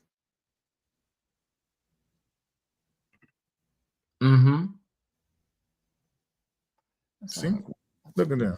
Letitia, I've seen her in the chat. I don't know how many years. Let me break this news really quickly, Larry, if you don't mind. Yeah, it's very general. There's both our platforms today. Yeah, but you have to be mindful. Okay, so we have breaking news, Tyesse Squad. The Hollywood Reporter and Rolling Stone. This is 7 minutes ago and 19 minutes ago concerning Sean Diddy Combs. He has been hit with a superseding indictment, and prosecutors are saying that this is about employees and forcing them to have sexual relations under the threat of violence. So we're not talking about employment, and we're talking about work violations and things like that under a federal situation. So you can go to your different news sources and get the whole shebang, y'all. But Sean Combs accused of threatening and abusing staffers, and a new indictment. This is 7 minutes ago. A second superseding indictment accuses Combs of using threats and physical force to get one employee to engage in sex acts with him. They're wearing him out, Larry. They're not playing with him, I promise you. But man, I hope that ain't true. If it's true, man, what's up with you? You got some serious fetishes that run too much of your life. That last documentary, they showed that he was bullied and they really did him really bad in high school. They showed how once he got in power, it's some kind of way that bullied young man came alive with that power. So it's a lot going on. And then a lot of people are saying that it may be possible that a lot of things happened to him from a lot of the people in Hollywood, and that energy passed on to him. All of this is speculation, Larry, but he became what happened to him. He became that to other people. All speculation, but Jesus, this is just too much. That's weird. If he did that, not your employees now. I said you can't be trusted with any measure of power or influence over anybody because you making your employees fuck each other. That is weird. That is so weird. That is weird. Oh, Stephanie Peoples done the numbers. So she was getting $7,500 a month just by sitting that $2 million in the oh wow. Yeah. The annual interest. Okay. Wow. That's great. Yeah. You're the only second of the person content creator I've done this with. When Lisa was interviewing me, I jumped it into my live like this. Well, I am honored. And I appreciate it because but it's safe. I mean, God know how you do your platform. Yeah, it's not many people nowadays. People don't link up like this, Larry. Not on YouTube. They don't, because you just don't know what someone's capable of nowadays, and you got to really know somebody's integrity, their heart, their mind, their spirit, everything, because YouTube is a strange beast. It really is. This is what I'm gonna ask my viewers to do, because Ty has a day, every day has an amount that he does. He does this full time, so we understand that. So this is what I'm going to ask for you to do. Now, this is going to sound strange, and it's going to frustrate your church brain. because the number that I want you to send to Tyesse is at the bottom of the screen. The way to do it is $6.66. Now, if you can do more, put a 1, 2, 3, 4, 5 in front of that 666. And let me tell you why 666. 666 in the European evangelical Christianity, they cause to believe that, like the Bible says, literally, that those three numbers literally is the number for some diabolical something, but it's the number of man. So when you're doing the $6.60 that you're sending to him as a donation right now, I want you to do it as I'm one of those people. I'm saying with this 666, I'm one of those people that want to hear from content creators like Tyesse, like Larry Live, who make me laugh and make me learn at the same time. So it's the number of man. So as one people, we're going to give the $6.66 to Tyesse platform. Some of us $16, some of us $66.66.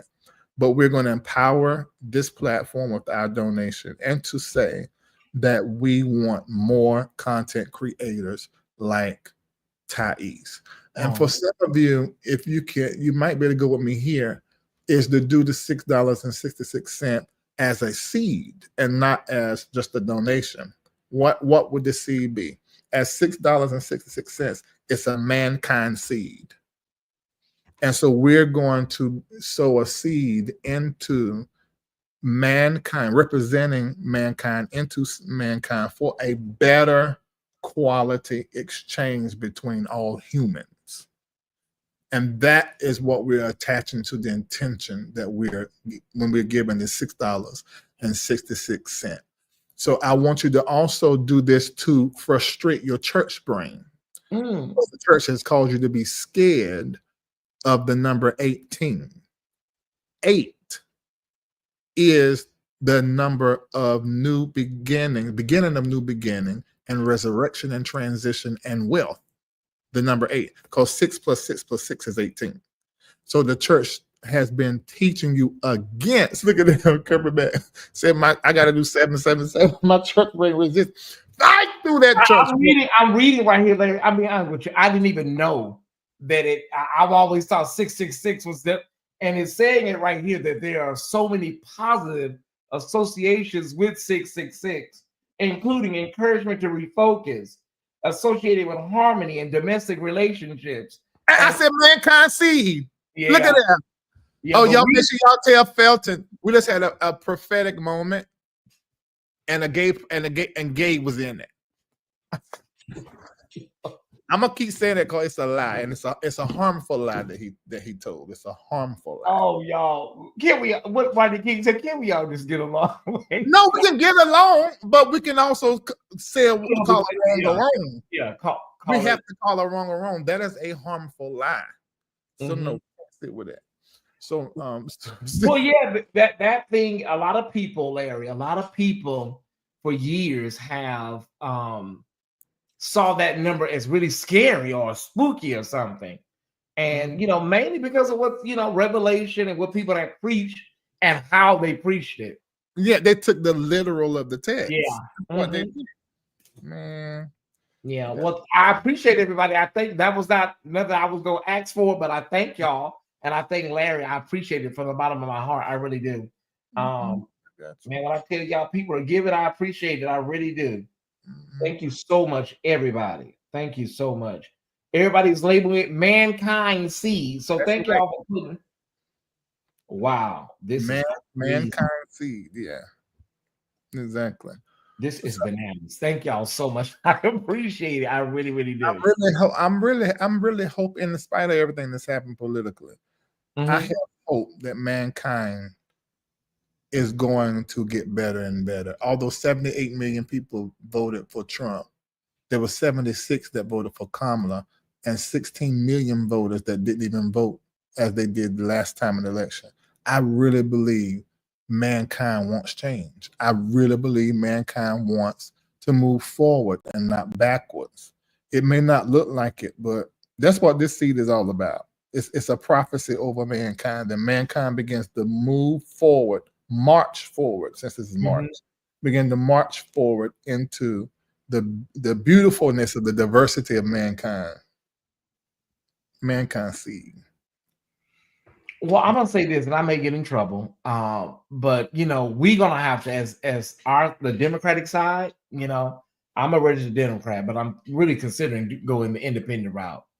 But strategy-wise, what we have done is evidently, a lot of people are not on board with it. A lot of the politics of it all, and so we're gonna have to go through some type of reformation or realignment with the Democratic strategies, y'all, because there are some things that people say was just a little bridge too far on quite a few topics. And so if you want to expand the tent or expand the party, you got to really, really change things as we move into 2028, right? I got a feeling that things are going to be so off kilter. The midterms are going to switch back over, right? But we need to be on the ground right now preparing for 2028. Grooming, well, that's about getting somebody prepared for 2028. Who that is right now, I don't know, Larry, but they need to start working on that now, because the damage that's being done right now will last for a long time. So it's going to need to be at least halted by putting somebody in position that can turn the boat a little bit, just a little bit. And then also the midterms. I feel like because everything's so crazy, have you seen the Republicans have these meetings with their people in their areas? How they are booing their own representatives and holding their feet to the fire? Man, I feel like the midterms, everything gonna turn blue. This is the same energy. These town halls, that's that same energy that the Tea Party was birthed out of. I remember it vividly. Anger, angst, uncertainty. Now you're dealing with my 401ks and my pension and my Medicare. Wait a minute, hold on. We just thought this was about the gays and abortion and and all this stuff. But wait a minute, this is affecting me and my household. So people are. I'm telling you that the midterms are going to be a real revelation to a lot of people. Hopefully. Hopefully. Yeah, that's what I feel like is going to be happening. They're cutting up. And in these white areas, when these representatives gone, they are cutting up. I mean, they upset, and I love it, because the thing about it is, and I know the Southern strategy with Richard Nixon and Goldwater back in there. I know how they operate, with all this kind of stuff, Larry. But I don't know who thought that some of this stuff wouldn't trickle down to everybody. And a lot of the stuff, Larry, he told people, this is what I'm going to do. He didn't even lie. He said, I'm going to do this, I'm going to do this, and now he's doing it. And so I don't know how people extrapolated themselves from the rest of America. And, the farmers are being hit. Everyday people are being hit. And so I listen. What's bothering me is ain't nobody stopping him. I mean, it's not enough people attempting to, number one, expose it by talking about it. And number two, ain't nobody stopping them. Oh, well, the Republicans know if they say anything, you will be challenged and you will become Liz Cheney or Adam Kissinger. You're out of there. So they know if we say anything, then he's going to find somebody, and the next election, you will be challenged, you will be primary, and you are out of there. So everybody is like, we just have to let him do what he has to do. Because it's like Frankenstein, really. Absolutely. Look at this. This is interesting. Amanda Clark says, my daughter moved to Africa because the food here was killing her. The food here is killing all of us. Baby, listen. Yeah. It's killing all of us. I saw when you were over in Dubai, Larry, and you and Kendall were talking about how the hamburgers taste even at McDonald's, or just the difference in the meat. Oh, you old enough to remember. You remember as kids how McDonald's used to taste? Oh yeah, Taco Bell too. That is how, and actually even better, overseas taste. The food, the McDonald's food is the equivalent of when you go to our sit-down restaurants and order a burger that's maybe Wagyu beef. That's the equivalent. The burgers over there at Burger King. So that's how I had that. I did that live when I talking about Burger King messed up my stomach. That was because I had went overseas and was eating fast food. Over here, I don't eat fast food every day, but over there you could. So, and you will lose weight, So I'm eating what I want to eat. When I came back to America, I'm like, oh, okay. I just stayed in the same habit, and then I can do the same. Thought I can do the same thing. I knew I couldn't, but I didn't work. I was hungry and I wanted to taste it, and that burger went in the inside of me. And I had something like that happen. I had the same thing happen to me with some food from outside. It was a breakfast, and them eggs and stuff. We don't know what they got an egg shortage, so they just put anything and call it the eggs, Larry. It messed me up like 2 days. Yeah, that thing told me down. And but I remember, Larry, that we used to go to McDonald's. It was a once a month thing, if I remember correctly. That's true. That's how it was. A treat. It wasn't like people go to McDonald's every day now. That's true.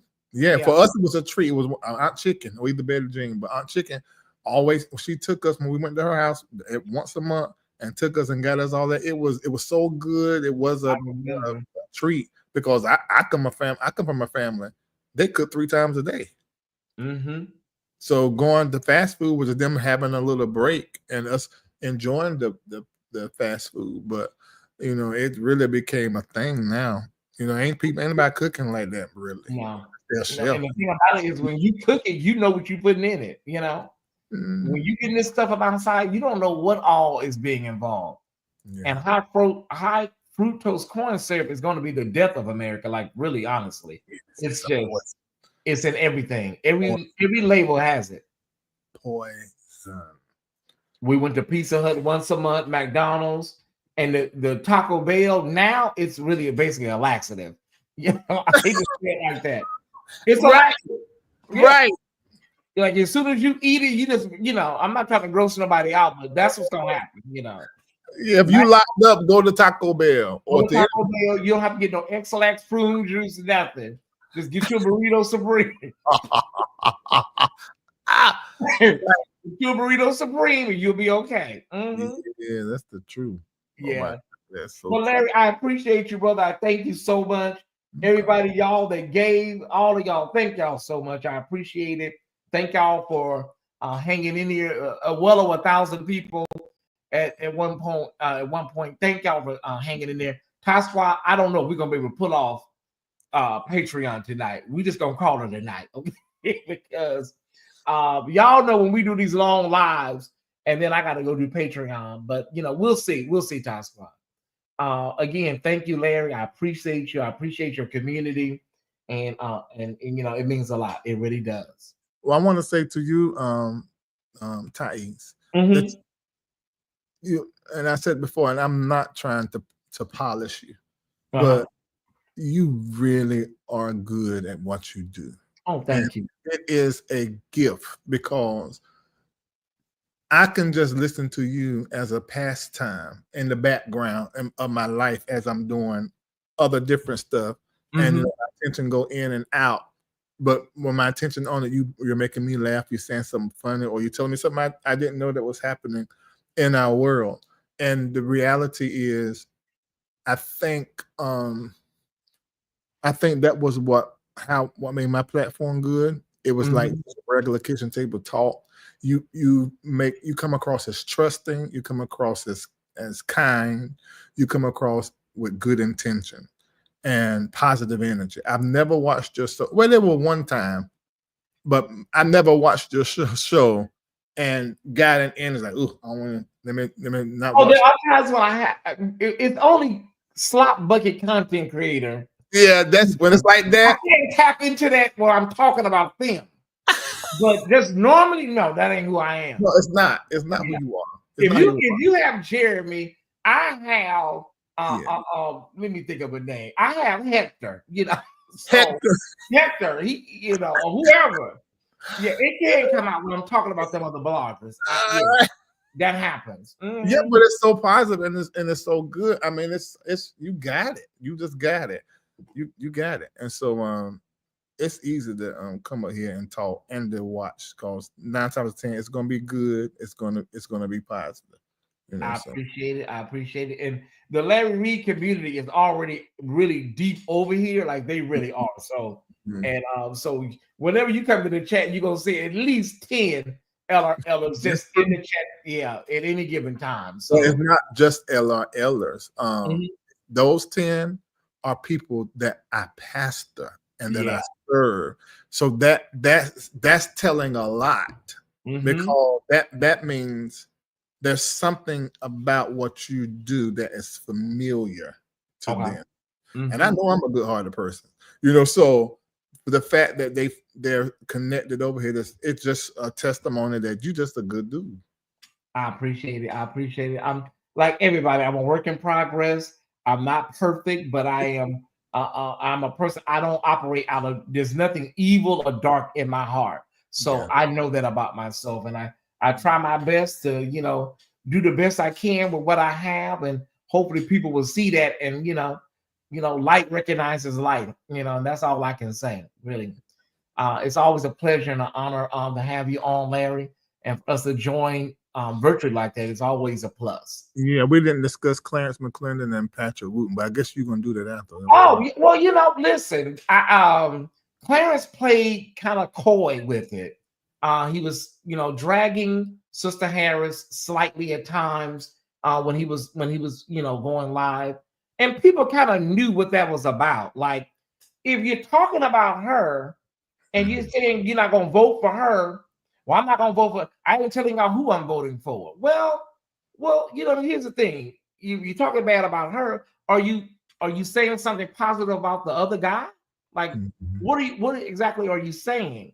And so, Patrick Wooden from the Church of God in Christ, he basically, has made a whole movement around this anti-abortion thing and the morality of, gay folks in church and And whatnot, taking back the flag, taking back the flag, and taking back the flag, and it's flag like that ain't even the same color as taking back the rainbow, right. and yes, the rainbow is in the Bible, but the rainbow is also a natural phenomenon that happens, around the world every day. There is a rainbow somewhere. So, you can't copyright the rainbow. It's. But the gay flag ain't the rainbow. I think the color is different. Yeah, the colors represent different things, different aspects. Right. Of And our there's pink in the gay flag that's not in the rainbow flag. Yeah. So what I swear, the more, and the gag is that allegedly his son is LGBTQ. There ain't no allegedly to that. I'm not saying allegedly in front of that. There's no allegedly to that. So maybe it's personal with him. That's all I can think of. Maybe it's personal, Larry. But Clarence McClendon, like, sir, your church literally has about 40 good people sound like in the background. You never pan that camera around. So he will never do a 360 with that camera. Neither would. Let's just be honest. Because you can, it's empty. They will never turn that camera around and do a whole 360. So y'all should be trying to expand your audience and bring people in instead of all this mess. I don't hate Clarence McClendon. I don't hate him either. I don't even know him like that. I can't with him. He's arrogant. He is also a liar. I know firsthand. Come on, come tell me. He lied to me right to my face, but we was on the phone. And I think that he has this this illusion of grandeur. Yeah, those are my issues with him. His political standing is, what you expect. That ain't got nothing to do with me. Of course, I also have an issue with him with how he handled Carlton Pearson many years ago. Same issue I have with Jakes concerning it.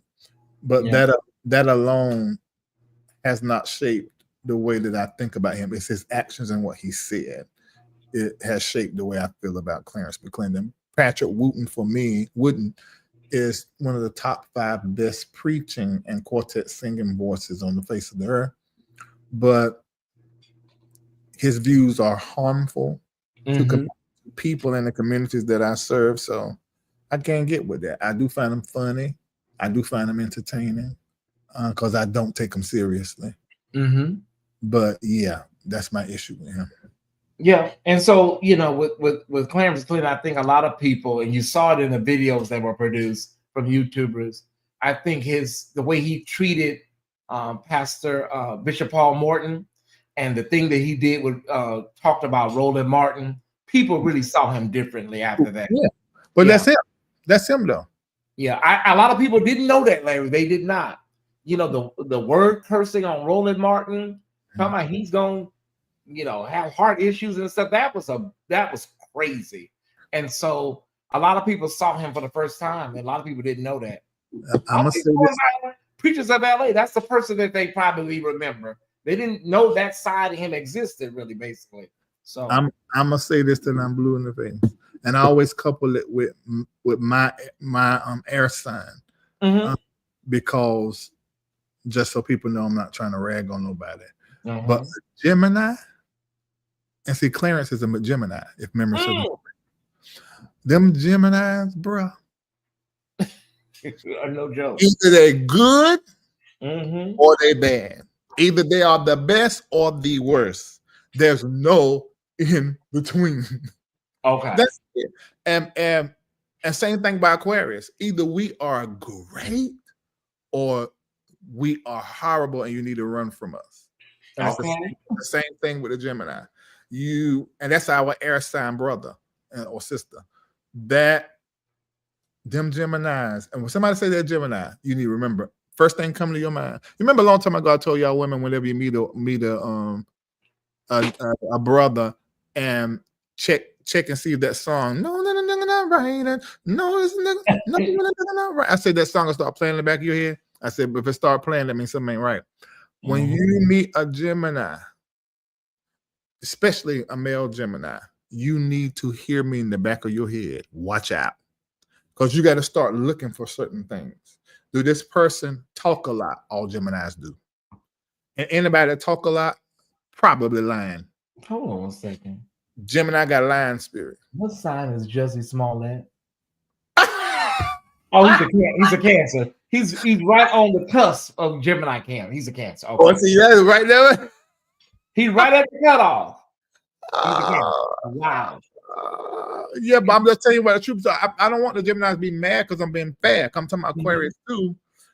Either you good or bad. I mean, because this is how it is. Y'all got that twin, and the Aquarius have that twin as well, but it's with the planets, Uranus and Saturn. So I understand you as my air sign sibling, but I'm not gonna lie about you. When y'all good, you're the best. When you're bad, you are the absolute worst. That thing that got to be the front and center, got to have the last word, got to be right, got to be praised. And where you can't be praised, you make yourself a victim so you still can get the praise. Geminis, the male Gemini, watch. I'm a Gemini and I'm an observer in a twin. Okay, reader. All right. Well, female Gemini a little bit different, but it still applies. You have an overactive mind as a Gemini that can really make you prone to depression or egotism and narcissism. So you really have to, if you're a Gemini, you need a therapist and you need a coach. Absolutely. Because if you don't have both of them, what you're going to end up doing is not manifesting your dreams, and your money going to run away from it, and you're going to do it by your own hand. Because Gemini and money, male Gemini, do not go together. Explain. The male Gemini has an acumen that is registered and inculcated in their character to where they can get the money. But what happens with the money, bruh, you got to stay on them. I know you are, Carrie. I know, sis. Yeah, you're a phenomenal Gemini. I thought Gemini and Aquarius are compatible. We are. I just said right. Carrie says she's a phenomenal Gemini, and I would have to agree. Very evolved. Yeah, Gemini and Aquarius are they are the most compatible sign pair in the zodiac. Oh, wow. Mm-hmm. Does that apply to female Gemini? Yeah, it does. But male and female in any of the signs, if we're born at the same time and you're a woman, there's certain things that are going to be true. But your femininity, which is heavenly, magical, mysterious, and is like God, it puts a different bend on you, no matter what sign it is. So yes, it applies, but there's some differences that are there, definitely. Mm-hmm. You said, what about Capricorn? I find them wanting to be the center of attention and they lie, especially the males. How many Capricorns? Well, Capricorn likes to manage things. So if you find a Capricorn that is lying, they're probably trying to appear as if they are more than what they really are, or they are trying to get something that they really want, so they acquiesce into a persona. But they love to be in control and manage things. If a Capricorn is lying, it's probably lying for attention or to be coddled and consoled. Okay, I'm in this book that somebody gave me, Larry. The secret, all this, the secret language of birthdays. And so Aquarius, it says fixed air. What does that mean, fixed air? We're a fixed sign, an air sign. Okay. So can you explain a little bit more? Okay, they're fixed signs, they're cardinal signs, they're all broken down in groups. And then there are the mutable signs. Okay. So the mutable signs, in fact, hold on. I'm mixing it up. You see, there's so much information. All right. So you have, the air signs, the water signs. Mutable earth. We got mutable earth, cardinal air. Right. Fixed water. Yeah, but let me explain all that. So you got 12 constellations and you got them they're either an air sign, an earth sign, a water sign, or a fire sign. So that's what I mean. You said what is a fixed air? So I'm telling you the air signs. Okay. So you got the air signs, then you got the earth signs, you got the earth signs and the water signs. So that's one thing. Then those same signs can be broke down in some other groups, which is fixed signs, mutable signs, and cardinal signs. Got it. Yeah. So when it's fixed air, it's telling you that it's in these two categories of air signs, and then it's also a fixed sign. So that's what I mean. And a fixed sign, the characteristic of a fixed sign is that we're stubborn and stuck in our way. Basically, we're fixed. A mutable sign, which our air sign sibling Gemini is a mutable sign. A mutable sign. They basically, I'm gonna say that they are flexible, but that flexibility can be instability. It can be wishy-washy because it's mutable. Got it. Mutable. Taurus is the earth sign. Somebody just asked in the chat. It's the earth sign. And so you see the person pouring out water. So they say we're the water barrier, right? Well, see, you got to think about first of all, the Aquarius is not in the scripture. It's a boy, because you see the boy with the picture of water, and he going to the city and follow him, which is prophetic of Aquarius has a leadership anointing upon it. And being that Pluto is in Aquarius now, we're in the age of Aquarius for the next 20 years until 2044. So the word of the Lord around the Aquarius is follow the Aquarius. You're supposed to be following the Aquarius and the ways of the Aquarius for the next 20 years. That means you're supposed to be in innovation. You're supposed to be in technology. You're supposed to be in constant movement. That's everything. And because you're going to be growing and exponentially, particularly over the next 20 until 2044. But here in America, we're going to be really making this change over the next 5 years. So you're getting back to what I said. The cardinal signs are Aries because it's the starting of the zodiac. That's first, not January, which will be the Capricorn. But it's April. Aries is a cardinal sign. Cancer is a cardinal sign. Libra is a cardinal sign. And Capricorn is a cardinal sign. So actually, a Capricorn is a cardinal sign. Then you got the mutable signs of Gemini, Sagittarius, Virgo, and Pisces. They're mutable. I would have something to say about all of them, but I'm not. The fixed signs is Aquarius, Taurus, Leo, Scorpio. We are stuck in our way. It's just it's just how it is. Can't help it. Hmm? We can't help it. Yeah. We can't help it. We just are as we are. I'm an Aquarius. I just had a birthday, and it's definitely a new season for me. Yeah, I had a birthday on the 2nd. Larry on the 13th. Yeah, Aquarius was really, this season seemed like everybody was celebrating in a grand fashion this Aquarius season. Yeah. All my Aquarius people, they they were either celebrating or celebrating. I'm still sort of celebrating. Somebody said, "Oh, Tamara just texted me. She said, watch what you say about Virgo." I'm just saying, you guys, you're mutable, and when it comes to the let me define what a mutable sign is. A mutable sign, first of all, that means you come at the end of the season. So this is a good way to remember it. Like we had to do this I have a school of prophets and mystics. So to get them to remember, I say, remember the mutable signs always at the end of each season. So Gemini, what's that, June? So that's going to be near the end of spring going into summer. So that's what I'll let you know that's a Gemini. Virgo, that's the end of, Gemini is Gemini is the end of spring. And then Virgo will be the September, the end of summer. So it's a mutable sign. So mutable basically means you're at the switch over, which makes you versatile, flexible, and adaptable. But also it makes you sometimes unstable as hell. But the mutable Gemini, Virgo, Sagittarius, the end of autumn. So that's December. That's when the SAG start. They celebrate. Then Pisces, Sagittarius end of autumn, and Pisces the end of winter. And we in Pisces right now. We're in Pisces. We're under the sun sign, Pisces right now. So those are the mutable signs. So that's what it means to be mutable. And to be fixed, it means that you fall in the middle of each season. And you're known for being stable, determined, and persistent. That's where Aquarius are. Tauruses are like that. Leos are like that. And Scorpios are like that.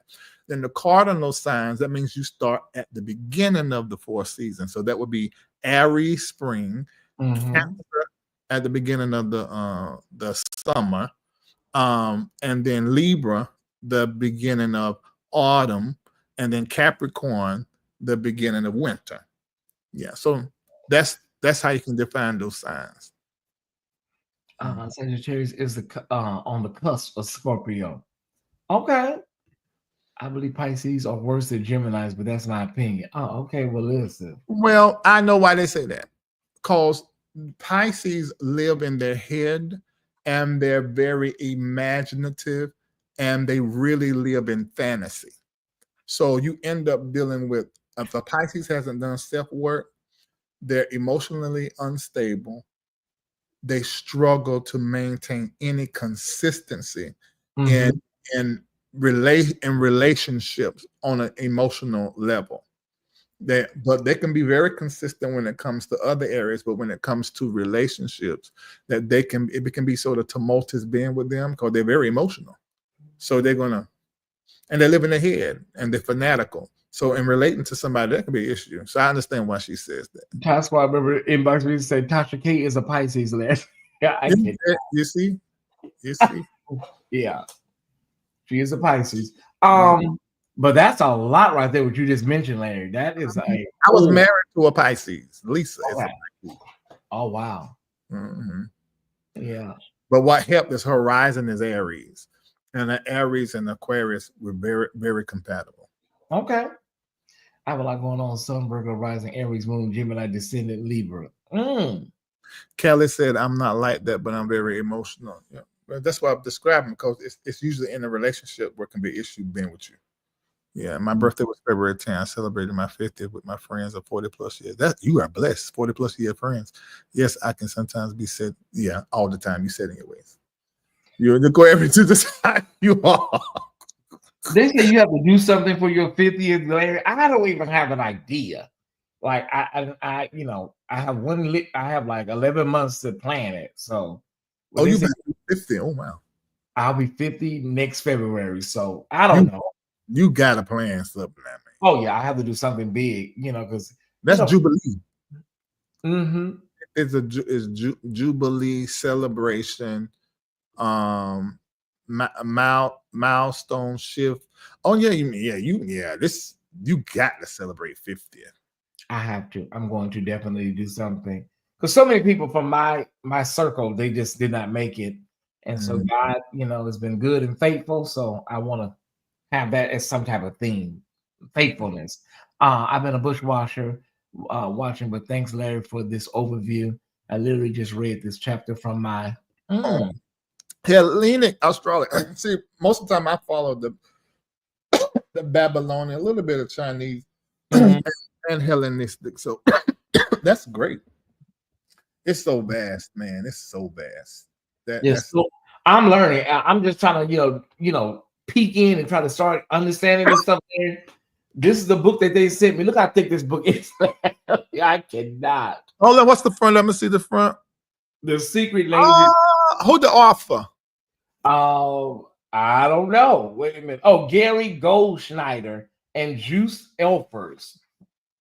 I'm not familiar with them. I got Yeah, one of my followers just sent it to me randomly. that's great. They sent you that. Oh, Yeah. I'm gonna tell you one that I think I suggest to everybody in my community. Mm-hmm. This one right here on astrology. Oh wow. The Secret Language of Astrology by War Gillette. Mm-hmm. If you want to learn, I think it's a great place to start. Then before I tell you another book, but this Okay. is a great because like some of the stuff I'm saying off the top of my head about the planets and stuff. This gonna take you. It's gonna tell you about your sign, your planets, and even your houses. I think. It's gonna show. Let me see. Yeah, it helps you interpret your whole birth chart. This Mm-hmm. this Roy Gillette, the secret language of astrology. I'm And gonna look some, it up. and some of y'all that do tarot card readings, you need to learn this. It'll take your tarot card reading to the next level. Because see, the tarot card, the cups, the swords, and all of them are connected to the constellation. And you have to know how to you'll be able to help more people if you have more knowledge when you're doing those tarot cards. You have to have astrology knowledge. So does a Virgo and Aquarius do well in companionship? Well, it depends because that's the thing. You can read these horoscopes that give you compatibility, but how they come to that information, because you have to know more than just your sun sign. Your sun sign is just going to tell you your the probability of who you are and who you show up as. But your moon sign, that change, your moon sign is important to know. And you also need to have a relationship with the moon because the moon changes every 28 days. So this is really going to show the word of your emotions. Who are you emotionally? And so you need to know your sun sign, moon sign, rising, and your descendant. Your descendant is going to really give you direction and partnerships. So to even say, well, my sun sign is Virgo and my sun sign is Aquarius, are we compatible? You're not wrong for doing that, but you need to know those other four signs, especially descendant, because that's going to show you who you will work good in pairs with. Mm-hmm. And like I said, that Lisa's rising was Aries. My descendant is Aries. So that was the glue. That is still the glue that holds us in relationship, because she's a rising Aries and I'm descendant Aries. So that means I connect in relationship with those that are in the Aries sign, whether that's their sun sign, rising, moon, or descendant, will be a fit. Oh wow. Mm-hmm.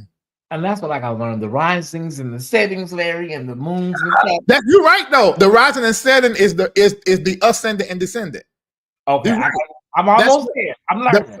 From the rising of the sun unto the setting of the same. That rising and setting is an astrology conversation. Mm-hmm. This, if you understand that, you start looking at when Jesus died. You look at some of the other events of the Bible. But oh my God! Even Easter follows the moon. You really, not the moon. Follow it. Yeah, that's right. The moon gives us how we know Easter is a floating holiday, and yes. So when you start learning all that, you're gonna look at Christianity like, wait a minute, this ain't nothing but astrology. You exactly right. Okay. The Son of God. So your sun sign, SUN sign, is your SON of God. Mm-hmm. It tells you about your Son of God status. Your sun sign, SUN. See, in Christianity, the Son of God, Jesus Christ, Son of God, all that comes from looking in the stars and seeing the sun as the biggest celestial phenomenon. And they call that God first.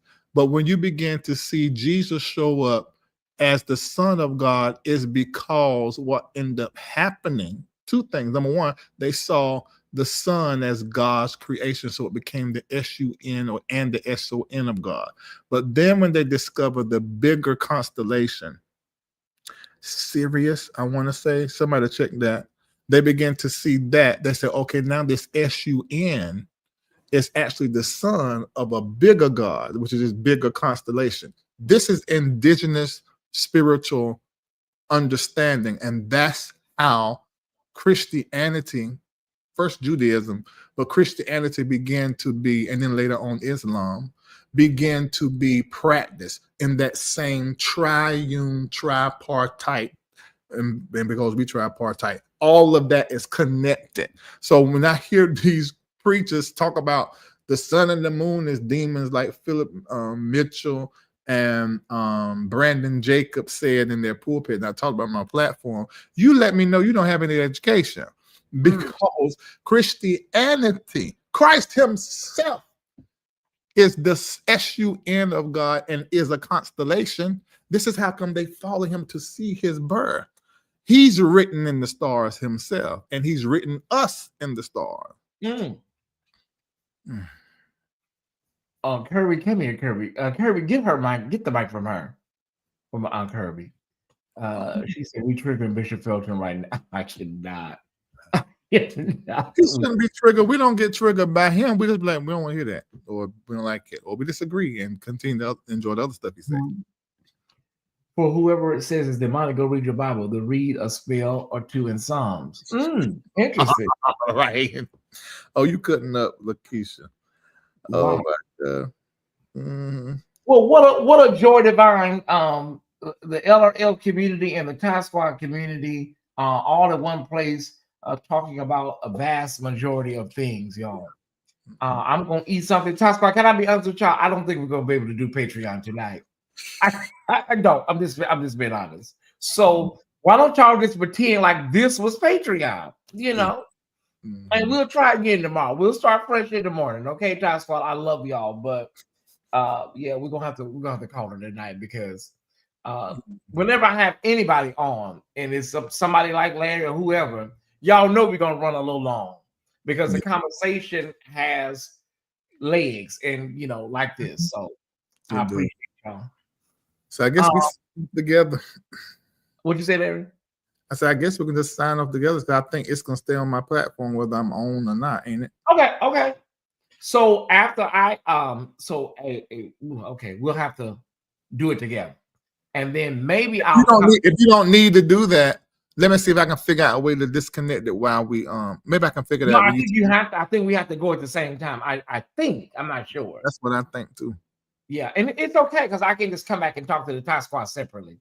Okay, all right. I just come back and talk to them just for a few minutes, and then I'll go on with my evening. So to the LRL community, thank y'all, everybody. I appreciate you. You know, all the Tyesse Squad members. I'm gonna come back around here and talk for about 5 minutes tops. Okay. All right. You come on your main platform or in Patreon? I can't do Patreon. I've been here for 3 hours and 46 minutes. I don't have the. Okay, all right. But all yeah, I appreciate you, brother. I really do. And for letting the people sow into my, or telling the people to sow into my platform, I appreciate it. I really do. Thank you. Yeah. Okay. All right. See you later. All right. Bye. Bye. All right, Top Squad. I'm getting ready to go. That was an excellent live. Everybody, I'm sure, got something. Again, Bishop Felton is, always welcome to come to the show. And, we just have certain things that we probably just going to stay away from talking point wise, right? We're going to stay away from certain talking points. But yeah, enjoy Larry, his perspective always. And opening up his platform to my platform, it is truly a blessing. All right, everybody. I'm going to come back around here in about 5 minutes. You can keep talking. You don't have to stop it. Oh, okay. Good. All right. Wow. Okay. I don't have to stop it. Okay. Okay. So tonight was Behind the Groove, y'all. We don't have to stop it. God, look at God. Oh, he's good. So I ain't got to come back around here. Okay. So tonight was Behind the Groove, everybody. And it's a music show that we do. And so what we're going to do is we're going to have to postpone it. We're not going to cancel it. But, we're a little bit behind right now, y'all. And I want to go watch Beauty in Black. Now I'm salty. Why are you salty, Sarah? I don't even have the show produced Behind the Groove. So we can't go behind no groove if I don't have a groove. You say, now I'm salty. Why y'all stopping? Sarah, we've been here for 3 hours, baby. We've been here for 3 hours and 48 minutes, Sarah. Okay, well, how long did you want us to stay, Sarah? All right. Hold on 1 second. Let me see what's going on. Still live on LRL. I'm still live? Thank you for sharing. Okay, I may be still live, but I'm going to get out of here. What a great show. Thank you Thank you so much. Okay. Sarah Anderson many years ago as a result of watching Sean. Okay. I listen to both Bishop Felton and Larry Reed for perspective. I don't dismiss either. Thank you. That's all I want, Rita. I want everybody to be able to get along and if you don't agree, you can just, disagree. I'm going to watch Two Mother. Why don't we all have a Patreon event right now?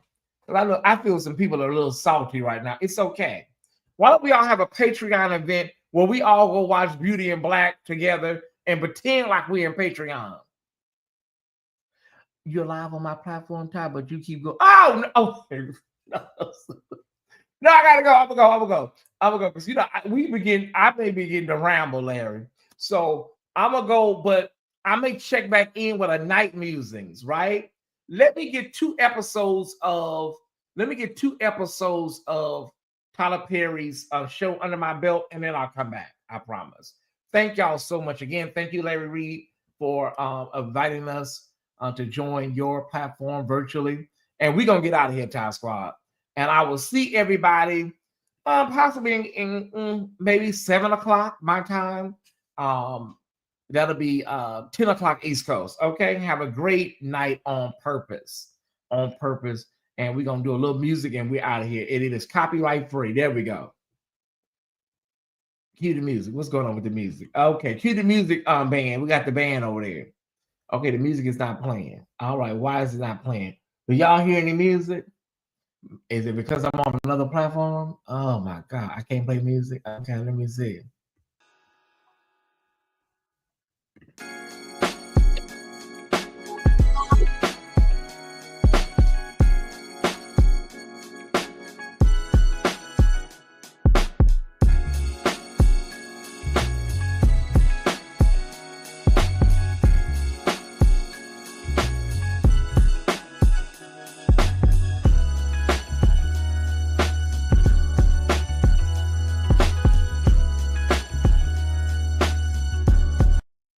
Okay, Lashika, be sure to subscribe to the channel.